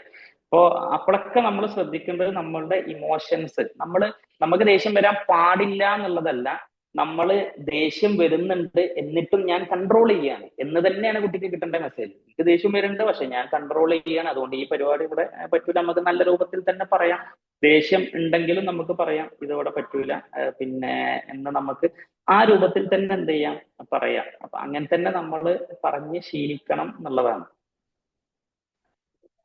Okay thank you. പിന്നെ ഒരു കാര്യം കൂടെ, എത്ര വയസ്സ് വരെ നമുക്ക് കുട്ടികളെ അടുത്ത് കിടത്താം? കാരണം ഇപ്പൊ ഒരു 14 വയസ്സായ മോനാണെങ്കിലും അവനക്ക് എന്റെ കൂടെ കിടക്കണതാണ് ഇഷ്ടം. അങ്ങനെയുള്ള ഒരു സമയങ്ങളിലൊക്കെ നമ്മൾ അത് ഏത് വയസ്സ് വരെ നമുക്ക് അനുവദിക്കാം എന്നുള്ളത് ജനറൽ ആയിട്ടൊന്ന് പറയാവോ? അതായത് പ്രായപൂർത്തിയായാൽ കുട്ടികളെ മാറ്റിക്കിടത്തണം എന്നാണ്. അത് 7 വയസ്സ് മുതൽ, ഇപ്പൊ നിസ്കാരത്തിന്റെ പ്രായത്തോട് പറയുന്ന പിന്നെ ഇത് കണ്ടിട്ടുണ്ട് ഇസ്ലാമികമായിട്ടുള്ള. ഇപ്പോ പണ്ഡിതന്മാരതിലും ഹദീസുകൾ വെച്ചിട്ടൊക്കെ പറയുന്നത് 7 വയസ്സ് മുതൽ മാറ്റിക്കിടത്താൻ ശീലിപ്പിക്കണം എന്നും 10 വയസ്സ് മുതൽ മാറിക്കിടക്കണം എന്നുള്ളതും. കാരണം എന്താ വെച്ചാൽ പ്രായപൂർത്തിയാകുന്നതോടെ ഒരിക്കലും പിന്നെ എന്ത് ചെയ്യരുത്, 2 കാര്യങ്ങൾ. ഒന്ന്, പിന്നെ അവരെ നമ്മളെ റൂമിൽ നിന്ന് മാറ്റണം. ഹദീസിലുണ്ട്, നമ്മളെ റൂമിൽ നിന്ന് മാറ്റണം. പിന്നീട് അവർ ഈ റൂമിലേക്ക് വരണമെങ്കിൽ പെർമിഷൻ ചോദിച്ചിട്ട് വരണം എന്നാണ്. നമ്മളോട് പെർമിഷൻ ചോദിക്കാതെ ഉമ്മയും കിടക്കുന്ന റൂമിലേക്ക് അവർ കിടക്കാൻ പാടില്ല എന്നുള്ളതാണ്. ഇപ്പൊ 14 വയസ്സിലൊന്നും ഒരിക്കലും എന്ത് ചെയ്യരുത്, നമ്മള് മക്കളെ അടുത്ത് കടത്തരുത്, അവരെ മാറ്റി തന്നെ കടത്താൻ ശ്രദ്ധിക്കണം. അങ്ങനെ തന്നെയാണ് ഇസ്ലാമികമായ നിയമം. ഇപ്പൊ നമുക്ക് സമയമായിട്ടുണ്ട്, നമുക്ക് വൈൻഡപ്പ് ചെയ്യാൻ തോന്നുന്നു. നമുക്കിനി ഒരുപാട് സംശയങ്ങൾ മെസ്സേജസിൽ വന്നിട്ടുണ്ട്. അതുപോലെ തന്നെ ഒരുപാട് ആളുകൾക്ക് ഇനിയും സംശയങ്ങൾ ചോദിക്കാനും ഉണ്ട്. നമുക്ക് അടുത്തൊരു സിറ്റിംഗ് ഇരിക്കാം ഇൻഷാ അല്ലാ. വേറൊരു ദിവസം ഒഴിപോലെ ഇതുപോലെ മനോഹരമായ ഒരു വൈകുന്നേരത്തിൽ നമുക്ക് ഇൻഷാ അല്ലാ കാര്യങ്ങൾ കൂടുതൽ ഡീപ്പായിട്ട് ചർച്ച ചെയ്യാം എന്നാണ് വിചാരിക്കുന്നത്. അമീർക്ക് നമ്മളോടൊപ്പം തന്നെ ഉള്ള ഒരാളാണ്. ഇപ്പോ പിന്നെ ഹൃദയം നിറഞ്ഞ നന്ദി മാത്രമേ ഞങ്ങൾ എത്തുള്ളൂ. അപ്പോ അതറിയിക്കുകയാണ്. ഇതിൽ പങ്കെടുത്ത മുഴുവൻ ആളുകൾക്കും നന്ദി അറിയിക്കുകയാണ്. ചോദ്യങ്ങളൊക്കെ ചോദിച്ചു. ഇൻഷാ അല്ലാ അടുത്തൊരു സിറ്റിംഗിൽ നമുക്ക് ഒന്നിച്ചു കൂടാം എന്നറിയിക്കണം. പിന്നെ നമുക്ക് ഇതിന്റെ ഒരു തുടർച്ച എന്നുള്ള രീതിയിൽ ഇതുപോലെ ഓൺലൈൻ സിറ്റിങ്ങുകളും അതുപോലെ തന്നെ ഓഫ്ലൈൻ സിറ്റിങ്ങുകളും സംഘടിപ്പിക്കണം എന്നാണ് വിചാരിക്കുന്നത്. നമ്മൾ അന്ന് നടത്തിയ കൊളോക്കിയത്തിന്റെ ഒരു തുടർച്ച ഇൻഷാല്ലാ നമ്മൾ ജനുവരിയിലോ ഒക്കെ ഉദ്ദേശിക്കുന്നുണ്ട്. നിങ്ങളുടെ ഒരു ഡേറ്റും അതൊക്കെ ബാക്കിയുള്ള വെന്യൂവും ആളുകളുടെ വെക്കേഷനും കാര്യങ്ങളൊക്കെ ഒന്ന് നോക്കിയിട്ട് നമുക്ക് അതിന്റെ ബാക്കിയിലേക്ക് പോവാം. പിന്നെ 10 മണിയാകാറായി, നമുക്ക് അവസാനിപ്പിക്കാനുള്ള സമയമായി. നമ്മളൊരു 15 മിനിറ്റ് അധികം എടുത്തിട്ടുണ്ട് ഇന്ന്. പിന്നെ നമുക്ക് ഈ പാരന്റ്സ് മദ്രസയുടെ പിന്നെ ചർച്ചകള് നടത്തേണ്ടതുണ്ട്. അതിൽ ആളുകളുടെ കുറച്ച് കുറവ് അനുഭവപ്പെടുന്നുണ്ട്. അപ്പൊ ഇന്ന് കുറെ ആളുകളുണ്ട്. അപ്പൊ ആ ബാക്കിയുള്ള ആളുകൾ കൂടി തുടർന്ന് വരുന്ന ദിവസങ്ങളിലെ ക്ലാസ്സുകളിൽ നിർബന്ധമായിട്ടും പങ്കെടുക്കണം എന്ന് അറിയിക്കുകയാണ്. ഇതുവരെ കഴിഞ്ഞ ക്ലാസ്സുകൾ നമുക്ക് റെക്കോർഡഡ് ആയിട്ട് നമ്മൾ യൂട്യൂബിൽ ഉണ്ട്. അതിന്റെ ലിങ്കുകൾ ആവശ്യപ്പെട്ടാൽ നിങ്ങളുടെ ഗ്രൂപ്പിന്റെ അഡ്മിന്മാർ നിങ്ങൾക്ക് നൽകുന്നതായിരിക്കും. അതുപോലെ തന്നെ കുറെ പെൻഡിങ് ഫീ ഉണ്ട്. ഫീ കാരണം ആളുകൾ മുടങ്ങണ്ട. എന്നാൽ ഫീ കൊടുക്കാൻ മറന്നുപോയവരോ വിട്ടുപോയവരോ ഉണ്ടെങ്കിൽ അത് ഒന്ന് സ്പീഡപ്പ് ആക്കണം എന്ന് ഓർമ്മപ്പെടുത്താണ്. അതുപോലെ തന്നെ നമ്മൾ ഇതിന്റെ ഒരു സമാപനത്തിലേക്ക്, ഒരു സർട്ടിഫിക്കറ്റ് ഒക്കെ കൊടുത്തിട്ടുള്ള സമാപനത്തിലേക്ക് പോകാൻ ഉദ്ദേശിക്കുന്നുണ്ട്. അപ്പൊ ആ കാര്യങ്ങൾ കൂടി നിങ്ങളെ ശ്രദ്ധപ്പെടുത്താണ്. അതുപോലെ തന്നെ നമ്മുടെ ഒരു ഫിസിക്കൽ മീറ്റിംഗ്, ഒരു സംഗമം ഇൻഷാല്ലാ പിന്നെ സംഘടിപ്പിക്കാൻ ഉദ്ദേശിക്കുന്നുണ്ട്. ഒരു ചെറിയ പാർക്കിലോ അല്ലെങ്കിൽ ഒരു ട്രിപ്പോ ഒരു ഹൗസ് ബോട്ടിലോ അങ്ങനെ എങ്ങോട്ടെങ്കിലും ഒക്കെ ഒരു കൂട്ടായിട്ടൊരു നമ്മുടെ ഒരു യാത്ര, നമ്മുടെ കുടുംബത്തിന്റെ ഒരു ഫാമിലി ട്രിപ്പ് എന്നുള്ള രീതിയിൽ പാരന്റ്സ് മദ്രസയിലെ ഒരു ട്രിപ്പ് നമ്മൾ ഉദ്ദേശിക്കുന്നുണ്ട്. അപ്പൊ അതിലും എല്ലാവരുടെയും പങ്കാളിത്തം ഉണ്ടാകണം എന്ന് ഓർമ്മപ്പെടുത്താണ്. പിന്നെ നിങ്ങളെ വിളിക്കുന്ന അഡ്മിന്മാർ അവര് പിന്നെ മറ്റു തിരക്കുകൾക്കിടയിൽ നിന്നാണ് വിളിക്കുന്നത്. അപ്പൊ അതിന് നിങ്ങൾ മെസ്സേജ് കണ്ടാൽ ഒരു റിപ്ലൈ കൊടുക്കാനും അവർ വിളിക്കുമ്പോൾ ഫോൺ എടുക്കാനും ഒക്കെ ഒന്ന് സന്നദ്ധരാകണം എന്നുകൂടി അറിയിക്കുകയാണ്. അത്രയും കാര്യങ്ങളാണ് ഓർമ്മപ്പെടുത്താൻ. നമുക്ക് അവസാനിപ്പിക്കാം. വളരെയധികം നന്ദി. അമീർക്ക, കൺക്ലൂഡ് ചെയ്യാൻ എന്തെങ്കിലും ഉണ്ടോ? ഇല്ല, ഓക്കെ നിങ്ങളെ ഓക്കെ കൺക്ലൂഡ് ഇൻഷാല്ലാ. അപ്പൊ ഓക്കെ ഇൻഷാല്ലാ. അസ്സലാമു അലൈക്കും. ഇത്രേ ഉള്ളൂ. അപ്പോ ഹൃദയം നിറഞ്ഞ നന്ദി എല്ലാവർക്കും. മറ്റു വാക്കിൽ ഇത് നമ്മളെ പഠിച്ചോൻ സ്വാലിഹായ അമലായി തീർക്കട്ടെ. നമ്മുടെ മക്കളിൽ നിന്നും കുടുംബത്തിൽ നിന്നും ഒക്കെ നമുക്ക് കൺകുളിർമ ലഭിക്കുന്ന ഒരു സിറ്റുവേഷൻ ഉണ്ടാവട്ടെ എന്ന് പഠിച്ചോൻ പഠിപ്പിച്ച പ്രാർത്ഥന ഉണ്ടല്ലോ, ആ പ്രാർത്ഥനയോടുകൂടി നമുക്ക് പിരിഞ്ഞു പോവാം. പിന്നെ നമ്മുടെ ഇത്തരത്തിലുള്ള അമലുകൾ അള്ളാഹു സ്വാലിഹായ അമലായി സ്വീകരിക്കട്ടെ എന്ന് പ്രാർത്ഥിക്കുകയാണ്. എല്ലാവർക്കും ഒറ്റ വാക്കിൽ നന്ദി പറഞ്ഞുകൊണ്ട് പരിപാടി അവസാനിച്ചതായി അറിയിക്കുന്നു. ഇനി എന്തെങ്കിലും ബാക്കിയുണ്ടെങ്കിൽ സൈർക്കിയ റഫീഖ ഉണ്ടെങ്കിൽ പറയാനുണ്ടെങ്കിൽ പറയാം ഇൻഷാല്ലാ. കമന്റിൽ വന്ന ചോദ്യങ്ങളൊക്കെ നമ്മൾ അഡ്രസ് ചെയ്യും ഇൻഷാല്ലാ. നമുക്ക് അടുത്ത് തന്നെ ഒരു സിറ്റിംഗ് ഉണ്ടാക്കാം എന്നുകൂടി അറിയിക്കുകയാണ്.